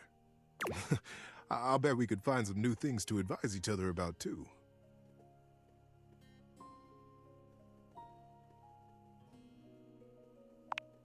You feel the same way?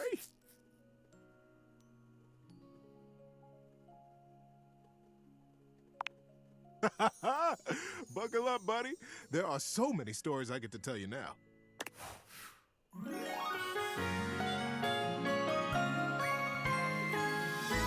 Love you, buddy.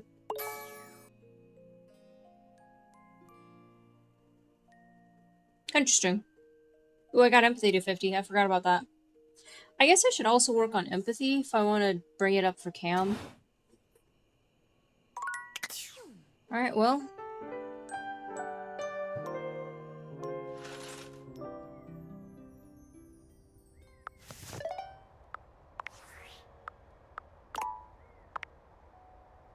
I feel like I've really slowed down on my things here.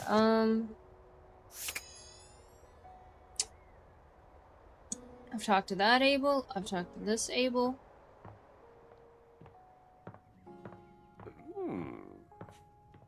Sure. Shelly. There's no table up in here. So downstairs, and I guess this one?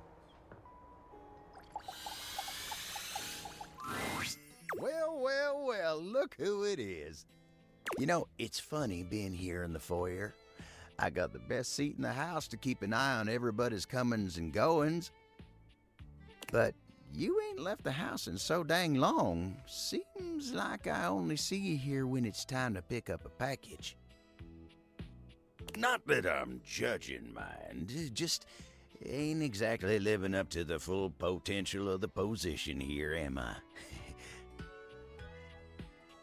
But hey, I do my job no matter the circumstances. So don't you worry about me. Now then, I'm sure you got something on your mind. What can I do you for? All's well here in the foyer, amigo. Would be nice if more folks came over. I'd love to see more of them coming through here. Oh, but don't you worry about that. Just keep doing what you're doing. I think. Okay.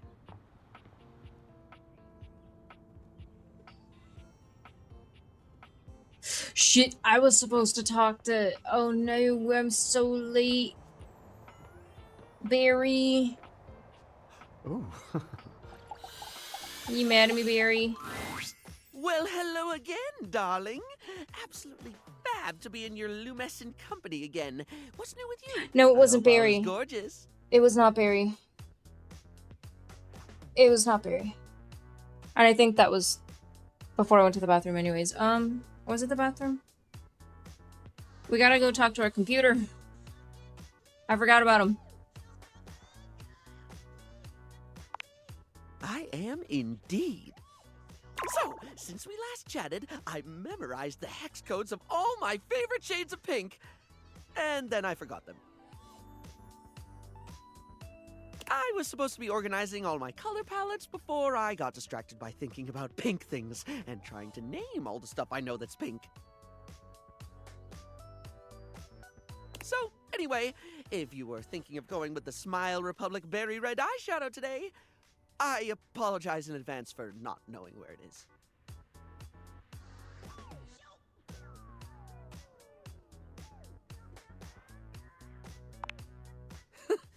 I suppose I do. Which is funny, because if you'd ask me, I'd say my head's empty most of the time.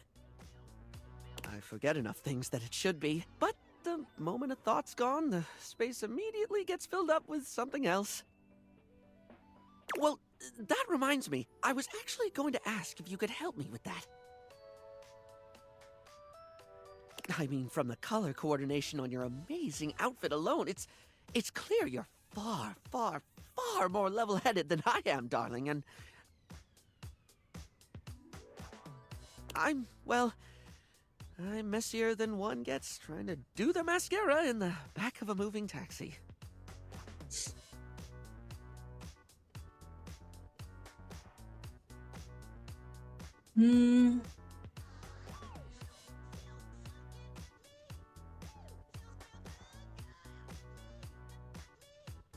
Chaos. If you're offering, I'd absolutely love the help, sweetie. Lately, I've just found it really, really hard to focus on anything. You know, I realized after we spoke last time that I actually can't remember what we talked about. Like, I have little flickers of the conversation. Like snapshots almost, but you were really interesting and I enjoyed chatting and I feel awful that I can't remember anything as if you weren't and I didn't.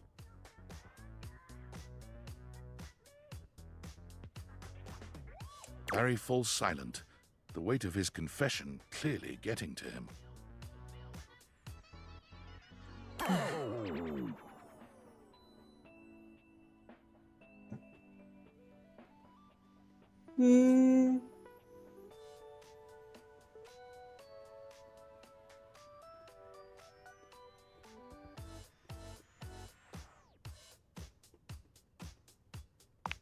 This one? It's more than that, though.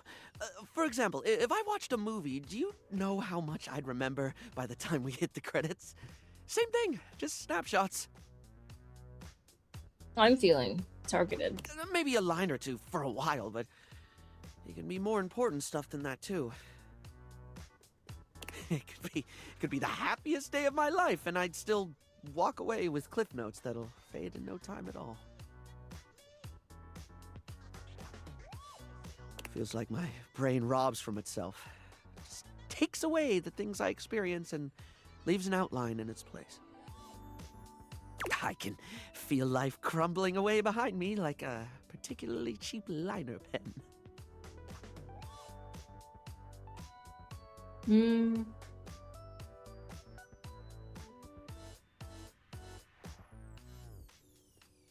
Yeah. I try to remind myself of that. I really don't mean to forget. In fact, the harder I try to remember a thing, the more likely it is that I'll struggle to commit it to memory or get distracted by something or whatever. Then again, my stupid brain's a steel trap for stuff that's totally not all that important. It's just whatever silly thing I'm mega focused on at the time. I once learned a whole bunch of meaningless facts about Herne Bay in Kent. At one point, I could quote you every line of I Want to Be Your Gunnery or give you the history of the pinball machine. I could have told you all that. Until I got bored and forgot.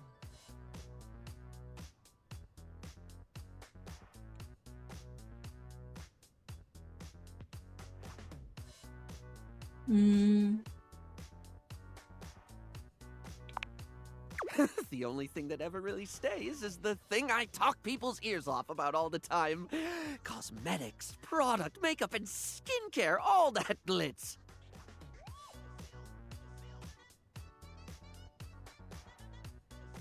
I'm never not fascinated by the things we style ourselves with, and I guess that's what makes Barry Styles Barry Styles. It's what I can remember, so that's me. Pretty ironic, darling. The closest thing to my heart is only skin deep.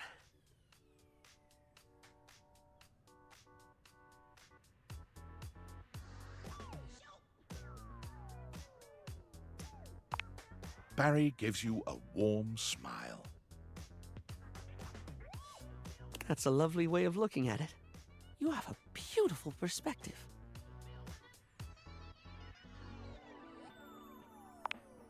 Oh, yes! I forgot that's what actually started this. I can't remember a single thing, and it looks to me like you're able to keep track of roughly 100 things at once. So, like, how? How can I at least pay attention to the things I want to pay attention to? Girl, I ADHD all over this house. I don't think I can help.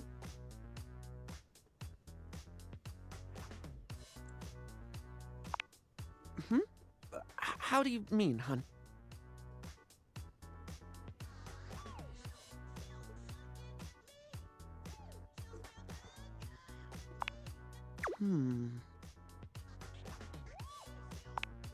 All sorts of things.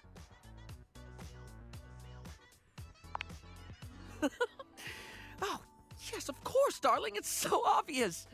Yet I never actually do it.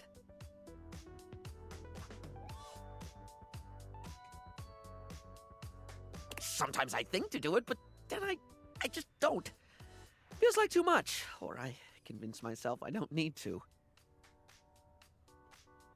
But I do need to, don't I?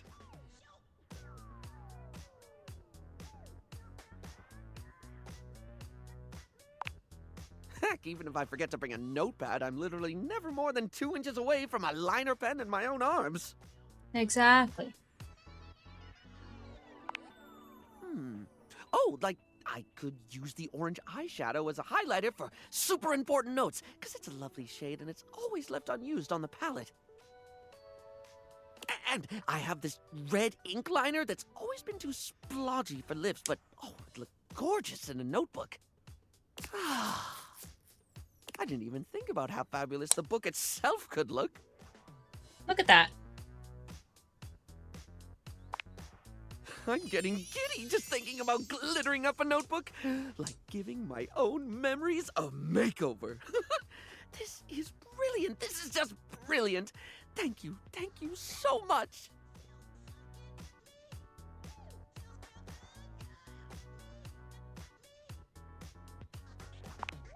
Now, I absolutely must get to work. Alright, bye. I have to go talk to Mac. I'm so sorry, Mac. I don't remember if I skipped a whole day from him.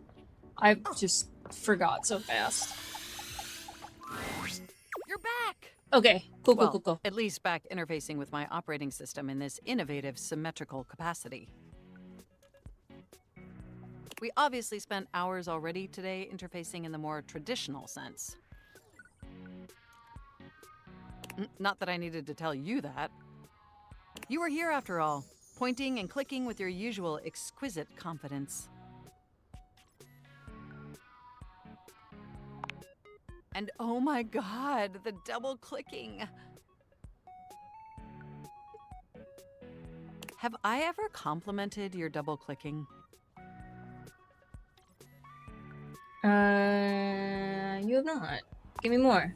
Well, You double click so very gently and with such clear affection.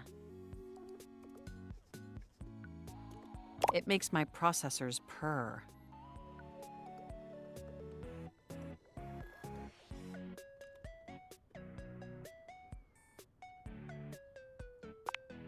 No, thank you. By the way, I also wanted to articulate that new underwear you ordered online looks incredibly stylish. Okay, look here now. A slight flush creeps across their cheeks. Imagining you in it really makes my CPU overheat. Okay, can we update? I may have snuck a peek. I hope that's all right. I would never intentionally invade your privacy. It's just that obviously I see everything you do on the computer.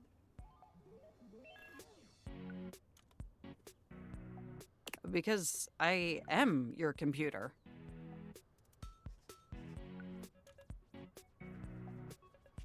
That is valid.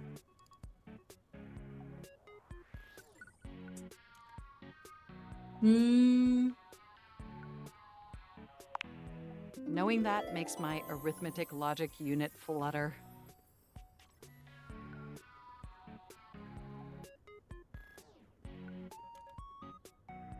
Regardless, I'm so glad you came back today. Now we can finally update my operating system.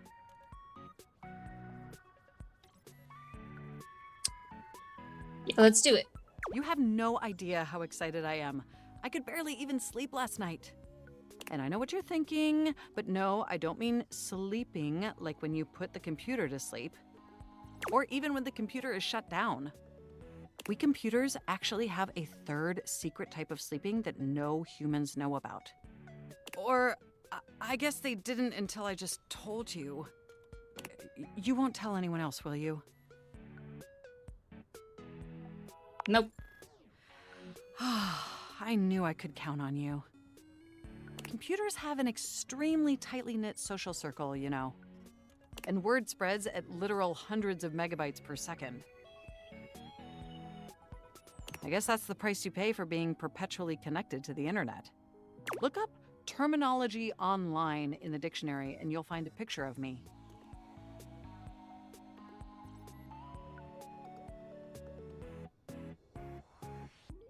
Lucky for you, modem is painfully outdated. Yes, I am quite aware. That's also something we should discuss upgrading at some point.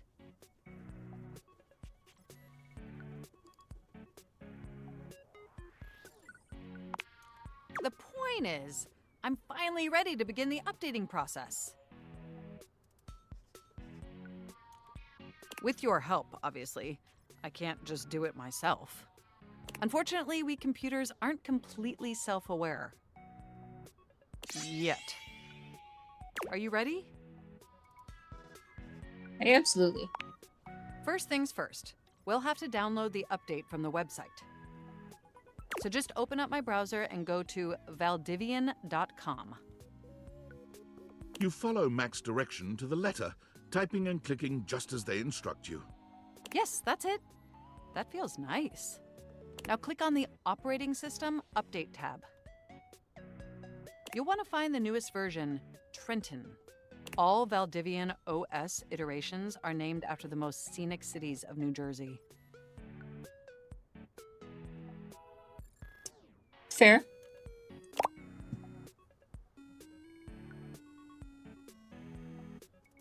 That's a terrible idea. Perhaps, but it's much better than the operating system nomenclature from the 90s. Organs found in reptiles? What? Like thoracic sacs OS or pineal gland OS. Anyway, now just double-click the download icon and... Mac pauses, a slight shudder running through them. Ooh. Oh!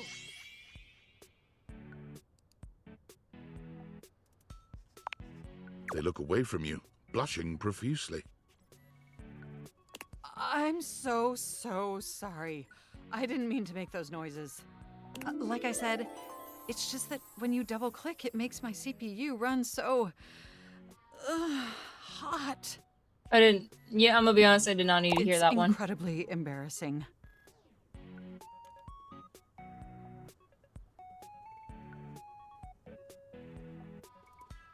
Well, there'll be plenty of time for that later, after my OS is updated. You know, I really can't believe we're finally doing this. I've dreamt about this day for such a long time, and now that it's here, I can barely contain myself. Are you as excited as I am?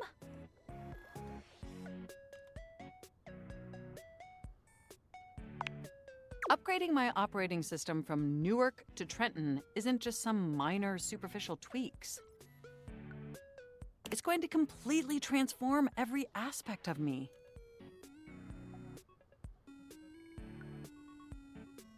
My CPU is going to run so much smoother and so much faster.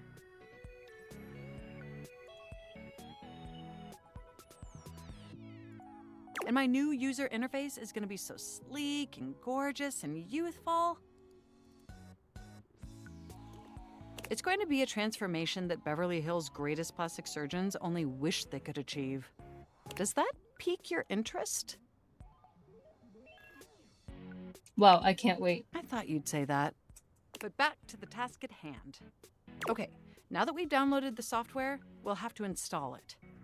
So if you just... Oh, shoot! I'm afraid it's an odious impediment. The software update takes up an inordinate amount of space on my hard drive. Terabytes more space than is currently available. What the fuck?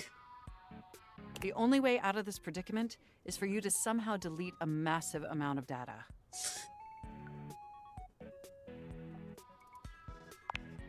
And after analyzing every byte on my hard drive, it appears the only superfluous data is your fanfic. I saw that coming. I'm afraid you'll have to delete a substantial portion of it to install the update. Never. That's the only reason my dad's proud of me. What a statement. I understand. I know how difficult this must be for you, but it would mean the world to me. And I promise it will be totally worth it in the end. Just imagine how smart and clever and gorgeous I'll be once I'm fully updated. If you thought I was sexy running Newark, me running Trenton is gonna blow your mind. So what do you say? Can we delete those files?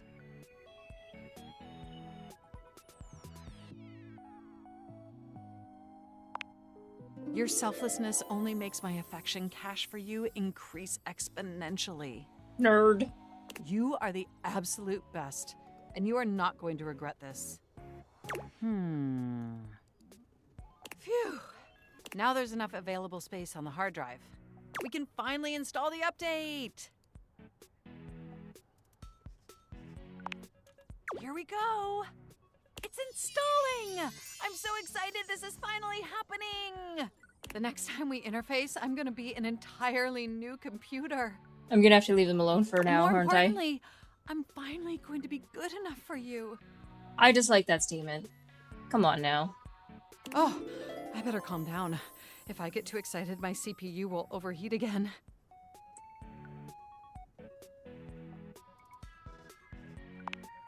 You really were programmed to be a shameless flirt, weren't you? Hey, listen, I'm trying to get the love on as many as I can. I hit that option for that reason. Okay, it looks like the installation is going to take overnight to complete. But will you meet me back here tomorrow? I want you to be the first person to interface with the new, sexy, upgraded me. Wouldn't miss it. My processors are positively buzzing with excitement. And some other unexplained noises that honestly seem mildly concerning. Looking forward to interfacing with you tomorrow. Okay. Oh. What are you?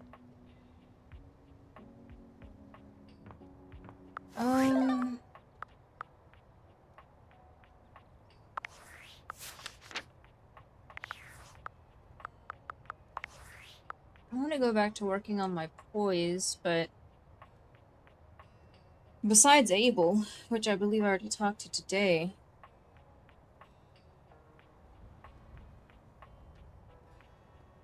I'm unsure.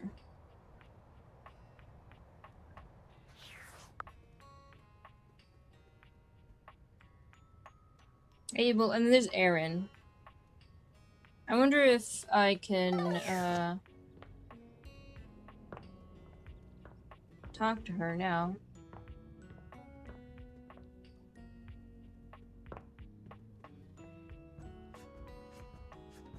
Where did I last talk to her?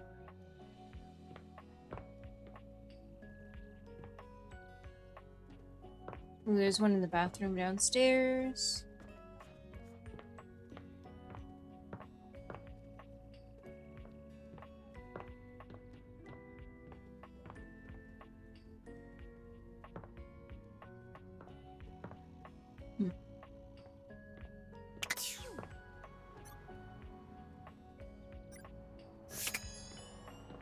Haha! Please don't hate me. I have taken notice of your exploits. Yes? Lately, you have been choosing to remain still, to breathe, to take in the world around you. This pleases me. Good, good, good, good, good. You fall silent, choosing not to waste your breath, and Erin too falls silent.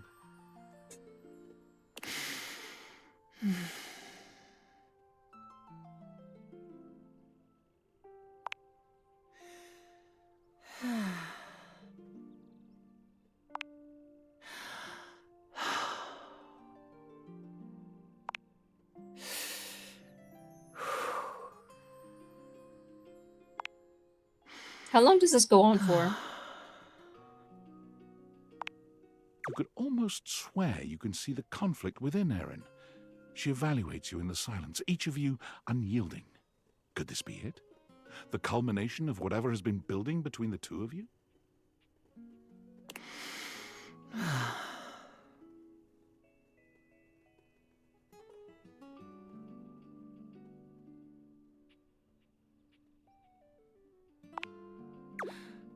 Yes. Wow.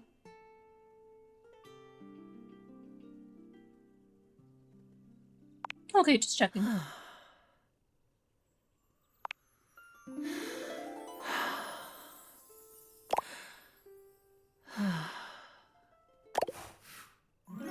Okay.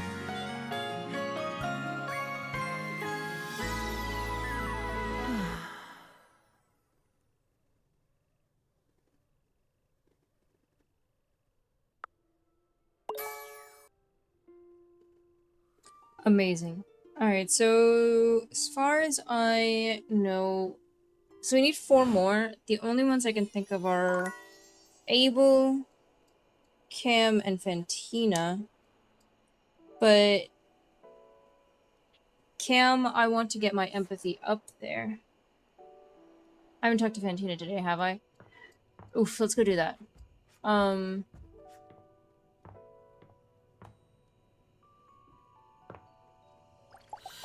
I guess I should get my empathy up there and just keep talking to Fantina Abel. lets out an So we have to excited little switch shriek when gears she here. spots you, running over to greet you. You don't see anyone else around, but perhaps the other fan club members are just a little late? Is it just her? You came! Oh my god! Okay, sorry. Sorry, I promise I'll calm down. I've actually got some deep breathing rotational exercises I've been practicing to appropriately handle this sort of situation.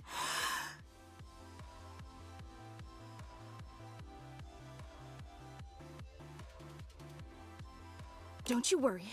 I'll get my spindle system back under control ASAP.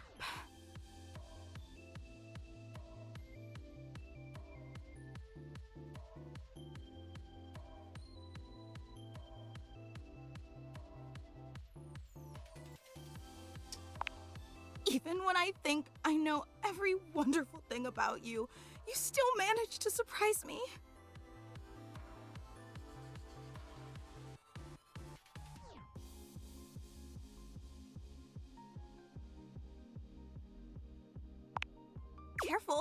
you keep going on like that, and I swear I'll think you're flirting with me, and I honestly don't know if my capacitor could take that.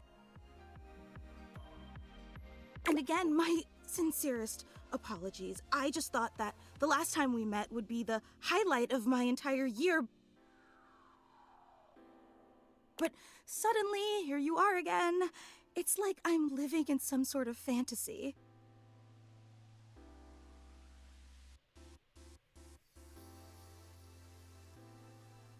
You're being much too modest. Since you're here, this feels like as good a time as any to present you with your exclusive fan meetup welcome gift. Oh god. Fantina holds up something small and rectangular. You can't quite see what it is, and she keeps it facing away from you.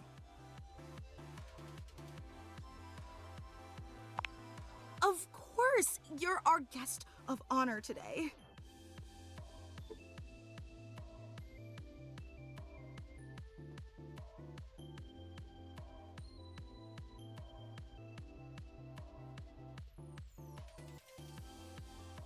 The fan club just wanted to express our immense and profound appreciation that you take the time out of your busy schedule to come and visit with us.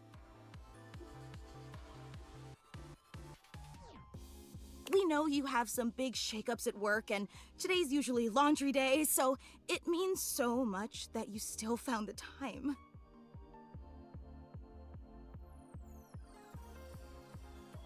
You really are the absolute best.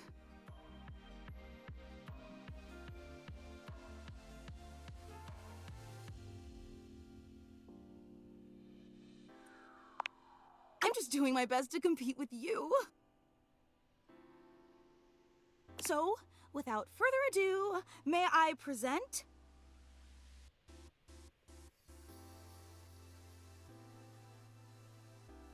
your likeness crafted out of pasta.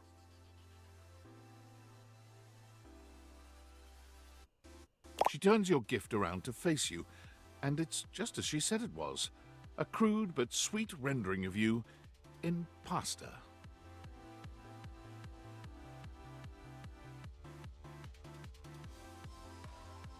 I hope you like it. I wasn't sure if you were more of a rigatoni or penne fan, so I used both.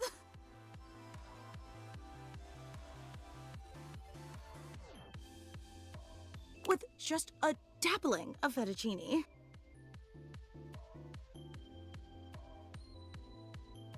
With just a dappling of fettuccine. Yeah, I see it, that squiggle. So what do you think? Do you like it?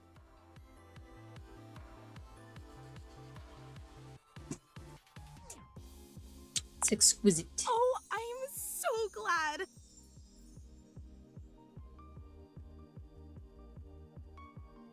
It took me like 8 hours to make, which may seem like a lot, but pasta is actually an incredibly volatile medium. Uh-huh. Michelangelo may have been a whiz with marble, but I'd like to see him try to sculpt something out of rigatoni.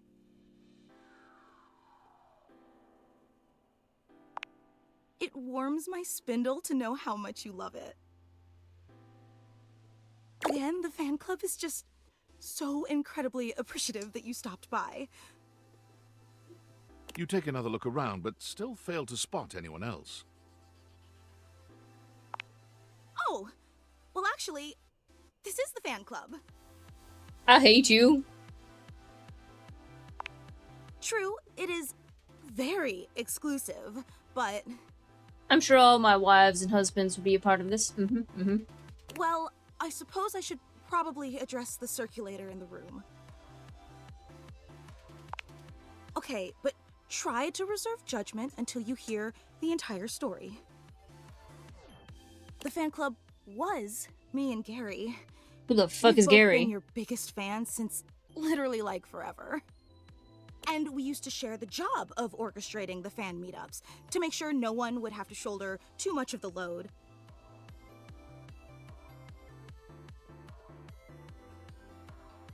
To make sure that nothing would clash with your fantastic red shirt big job.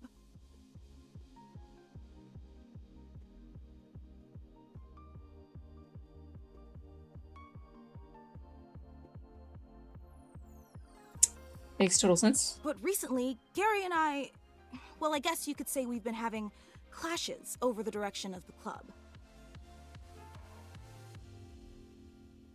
There were some new initiatives that I'd been championing that he just wasn't on board with. And he's obviously completely allowed to voice his opinions. I think that's essential in democracy. But as your biggest fan, I just didn't think that Gary really understood what this fan club was all about. Who the fuck is Gary? So we opted to go our separate ways, and now it's just me.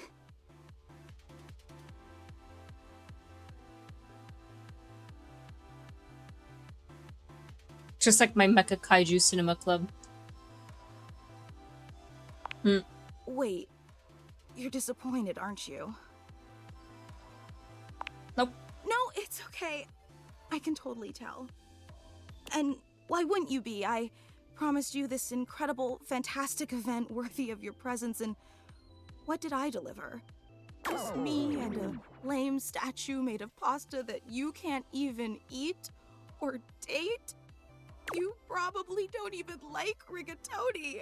A real super fan would have known that.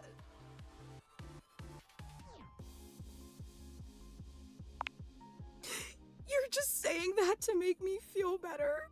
Oh my god. I can't believe I took you away from laundry day and wasted your time. Laundry all day. For nothing.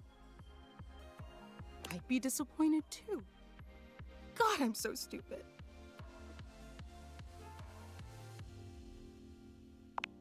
But I am. Oh my god. I just so desperately wanted to impress you, you know? After all, you're so amazing and incredible. And I wanted you to know how special I think you are. How I'd do anything to make you understand how much you mean to me. Really? In spite of everything? In spite of the rigatoni? I don't think I like this face. I promise I don't care about the rigatoni. Let me make it up to you. I don't want to overpromise, but remember the initiative that Gary and I butted heads about?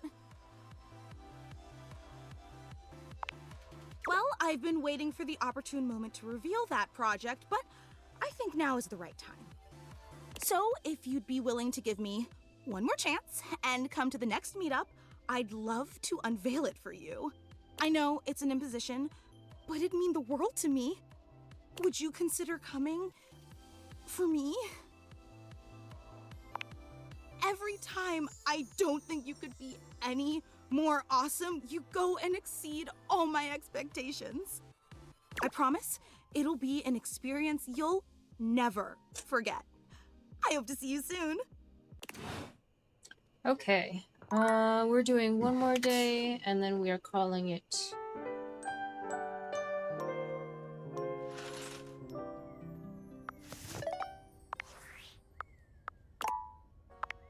Alright, so I have to talk to Abel. I have to find another Abel, I believe. We have the one in the living room. And we're gonna start knocking out empathy ones. Abel, Fantina, and then empathy. Hey there, partner. Nice of you to drop by this place. It's real easy to overlook a coffee table, you know. Coffee tables got to play host to all kinds of beverages and snacks while the main event's going on. There ain't nobody interested in you, as long as you're getting the job done. And speaking of the main event, I'm more of a radio guy myself, but I've been real into this show lately. Oh my god. Real House Knives of Dallas. No! Oh, you Abel, wouldn't believe don't! what those utensils argue about. Charity events and who ended up in whose drawer. Oop, sorry. Ooh-wee. Trying to fix Ridiculous. my desk here. Talk about sharp tongues. Ooh. That's what Koa says. Try as I might, I can't seem to get him to see the appeal of the wives. Oh, that lovely comfy couch. Nice feller. At least Kopi's into him. I wouldn't have guessed myself, but you see what happens when you judge a book by its cover? Anyway, she's real big on house knives. She didn't used to be, but she'd be coming and going making drinks, asking me about why this one don't like the other one. Next thing you know, she's joining me on the couch and having her own opinions. But you ain't come here to talk to me about house knives, did you? So tell me, what can I do you for? All's well here in the living room. Been working real hard today. Think I might take 5 and go get some coffee with Koa. Oh, okay. Bye. Let's talk to Fantina now and start knocking out empathy ones that we have.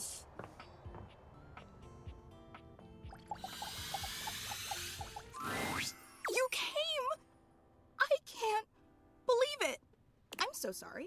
Look at me immediately getting all emotional, blubbering, and falling apart like some sort of lovesick idiot. Okay, talk to Fantina, talk to Mac, and then we'll go talk to 2 empathy ones. Pull yourself together, Fantina. I wish I could organize them yourself based off of in their front of your hero. specs. Gosh, you are always so understanding. I'm so sorry. They hit my makes me desk. wanna cry. I'm sorry. I really don't mean to be so emotional. I know it's too much. It's just that after our last interaction, I really thought I'd blown things with you for good, that we'd never have a chance to see each other again. And that's not how I wanted things to end between us.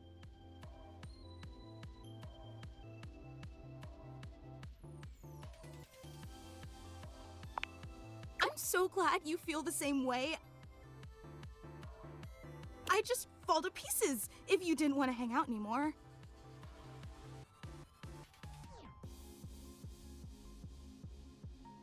Because sure, I'd get to see you dozens of times a day on social media. And when you go out to get coffee at that little bistro down the block. And when you're asleep between the hours of midnight and 9 a.m. But none of that's really the same, you know? Sure, I'd be seeing you, but how can we really be seeing each other if I'm wearing a disguise or hiding in some bushes? Wait, you can leave the house? Let's not focus on that. What's important is that you're here now. You did come back because you're such an incredible person. I can't believe I ever doubted you. And always being so modest. I just wanted to say from the bottom of my heart, thank you for being willing to give me one more chance, even if I don't really deserve it. I recognize that I've been overly emotional, probably too sensitive, and let's face it, more than a little clingy. Yet despite all my endless shortcomings, you still came back. It's such a powerful testament to the incredibly patient and generous person you are. That's why everyone loves you.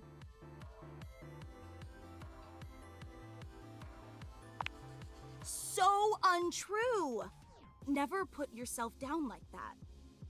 And listen, Oh my god. I've been giving this a lot of thought, but after today's surprise unveiling, I plan on stepping down as Supreme Executive Presidential Leader of your fan club. No matter how much I may value that office, I have disgraced it with my shameful behavior, and that's just not fair to you. You deserve someone in the position of Supreme Executive Presidential Leader who will always put your needs and desires above their own. That's the job. It's a job. But let's not dwell on that for now. I asked you here because today is meant to be a celebration. A celebration of the endless joy you've brought to my life and to the entire world. Oh, shit, don't worry, that's next week. I checked your calendar. Okay.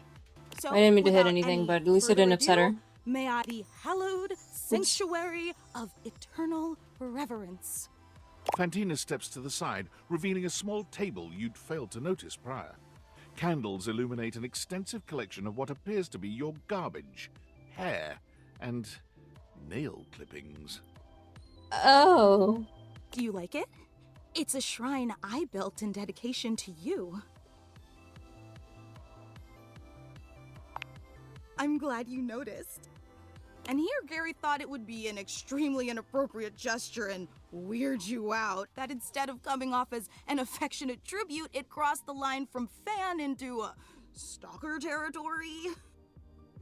But I knew he was wrong, and I told him as much. Frankly, Gary was always wrong about a lot of things. He just doesn't know you like I do. Who the fuck is Gary? Can I tell you about it?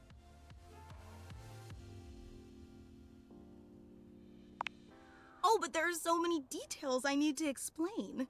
Do you? The hallowed sanctuary of eternal reverence was constructed as a holy shrine to your glory and benevolence, to spread the light of your truth to all the peoples of the earth, to make everyone feel as loved as you've made me feel. That's why there's an open flame in the middle of it.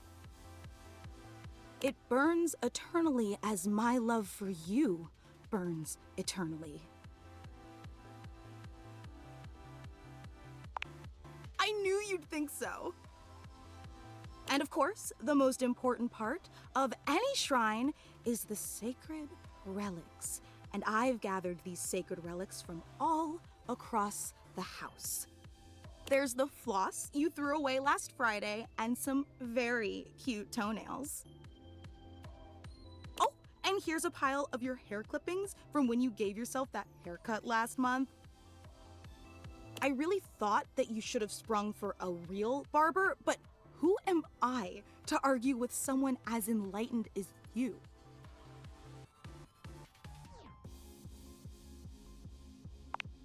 Is that sarcastic?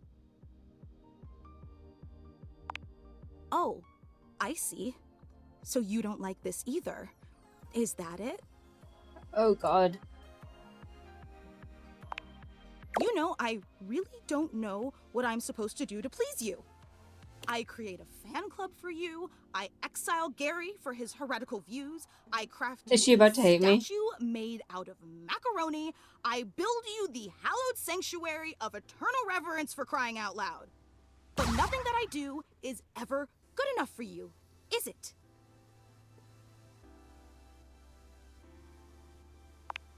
Look, I'm not gonna drag this out. I've got more self-respect than that. So I'm just gonna ask you here and now. Do you feel as strongly about me as I feel about you? Oh. Yes. Oh, great! In celebration, I'm going to reinstate myself as Supreme Executive Presidential Leader of your fan club. After all, someone has to start putting together next week's meetup. You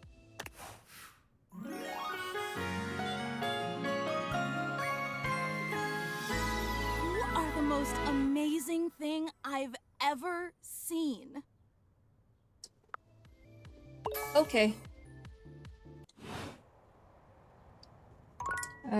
Mac.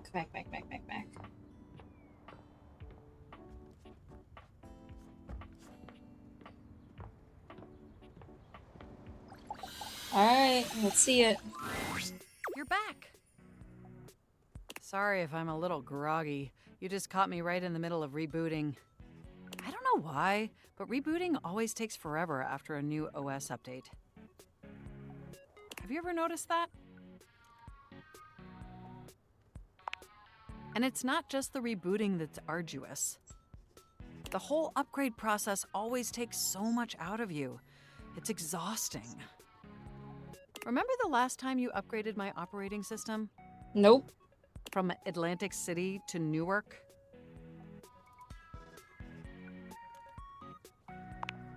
Yes, that's what I'm doing. Oh my god. That upgrade was supposed to make everything run much more efficiently. At least that's what the commercial promised. No one has ever regretted a move from Atlantic City to Newark, was the marketing tagline. I thought so too. But then, after the install, half of my applications wouldn't even open anymore. And the other half were crashing incessantly.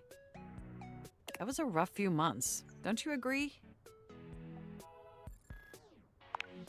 But I know from lurking in the Valdivian forums that they've comprehensively debugged this new update. So this time it's going to be different. Everything is going to be absolutely perfect.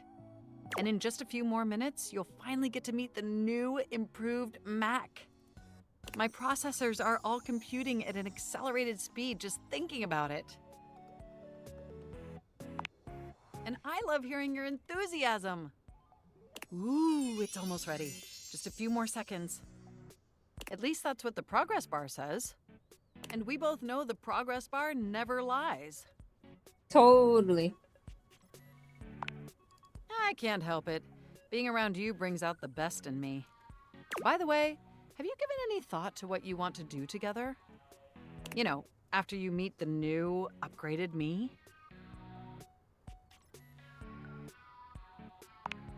Well, I was thinking we could visit some very naughty websites together. Maybe we could spend some time writing some documents? Replace some of that fanfic of yours with some steamy new stories? Of the NSFW variety, of course. Nerd. Oh, I bet that you would. I bet that makes your processors positively overheat. Oh my gosh, it's done! It's finally installed! Mac looks at you with vulnerability in their green eyes. They truly look like a new computer. They were beautiful before, but they truly shine now. Well, what do you think of the new me? Be honest.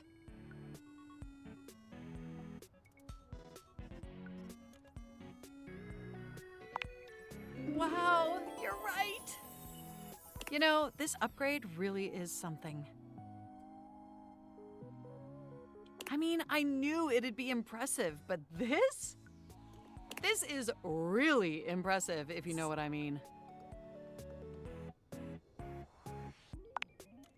I don't blame you. It's incredible. Internally, I'm processing information so much faster and so much more efficiently. It's like my mind has achieved a level of enlightenment far beyond what I could even imagine previously. Here, ask me a question. Any question.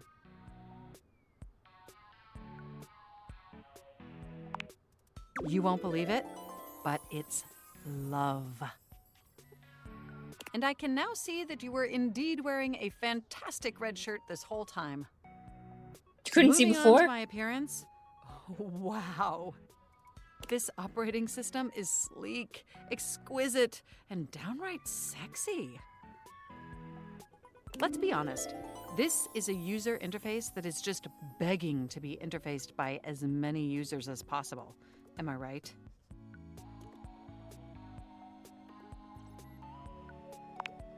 Oh, I'm so sorry.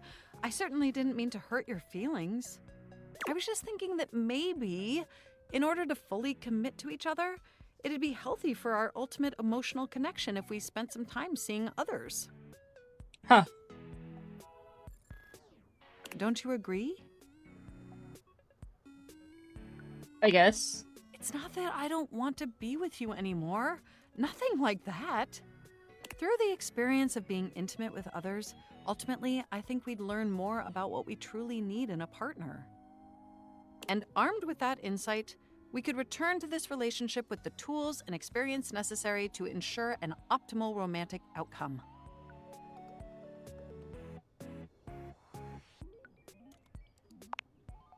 Wonderful. I think this is an exceptional plan. We'll spend a little time apart, interfacing with other individuals, and then we'll reconvene back together. I think that experience will be extremely beneficial in determining our ultimate compatibility. And if nothing else, it'll give you some time to work on a new, more elevated fanfic of yours. Do we have a concordance? Okay. You are the absolute best. Enjoy your little sojourn in the offline world. Anyways, we talked to Barry. Barry is an empathy-based one. We already got Teddy to love us.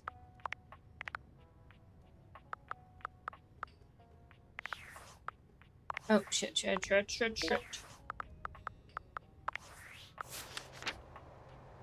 Let's see. Gwendolyn is empathy. These two are not. River.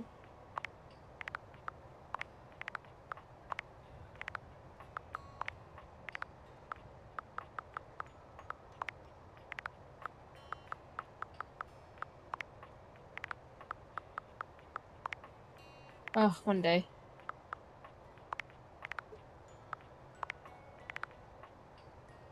Gwendolyn, River, Barry, Tyrell. Oh my god, yeah, okay.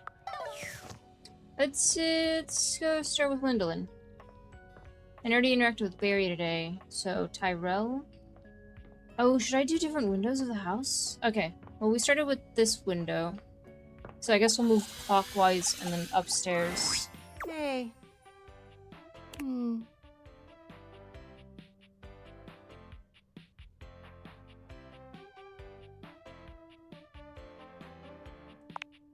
I'm looking out at the clouds right now. Sorry if that seemed rude. I'm just in my head right now. Do you mind coming back some other time? I'd rather be alone right now. Okay. Oh, thanks for understanding. I learned from Hoover not to push. Tyrell. Probably in either bathroom, as long as it's towels.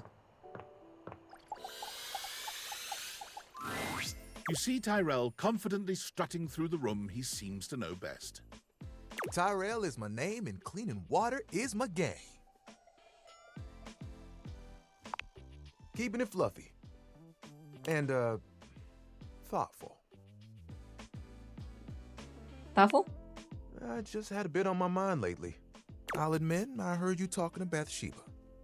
I'm used to cleaning up after her.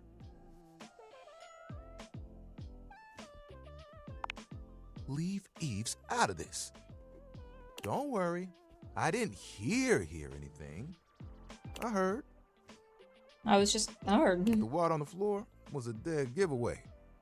Sorry if it seems like my tassels are in a twist. Your boy's all good.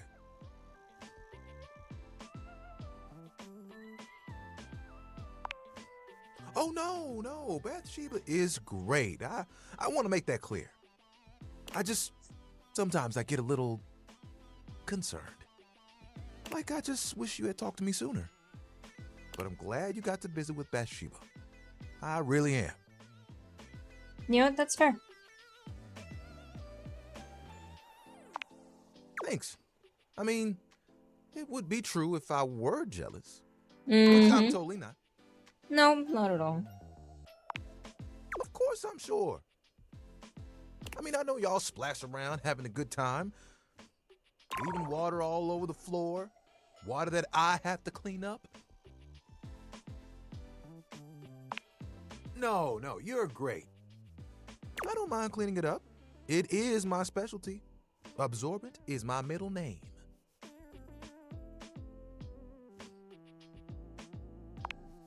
No, it's fine. I'm used to coming second, I guess.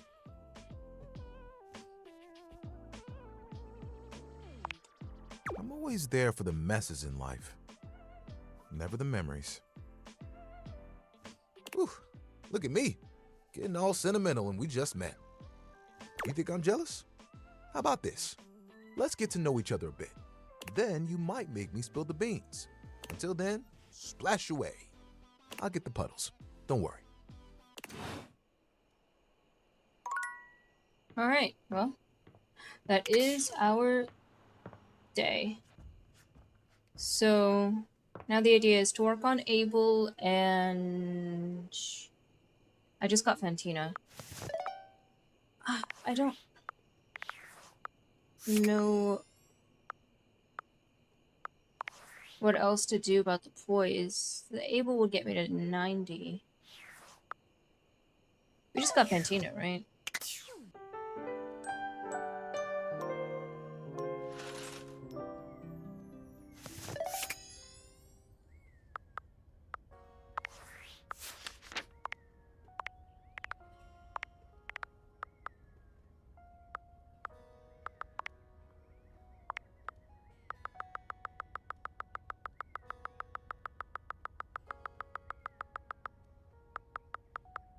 Yeah. I don't know. We still have more, so...